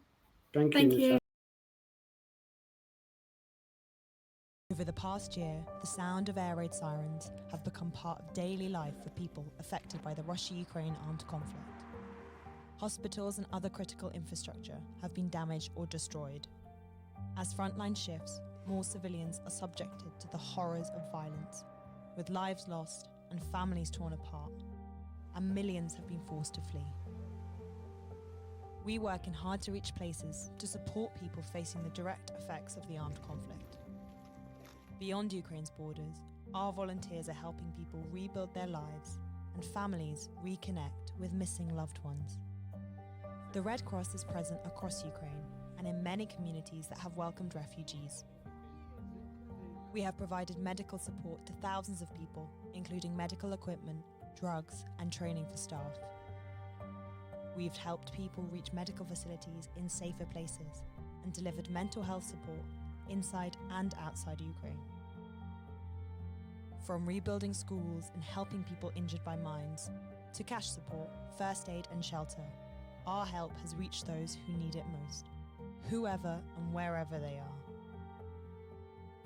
This was all possible due to the dedication of our teams and partners of the Red Cross and Red Crescent movement. There is still so much to do, and we will continue to work around the clock until long after the last air raid siren falls silent.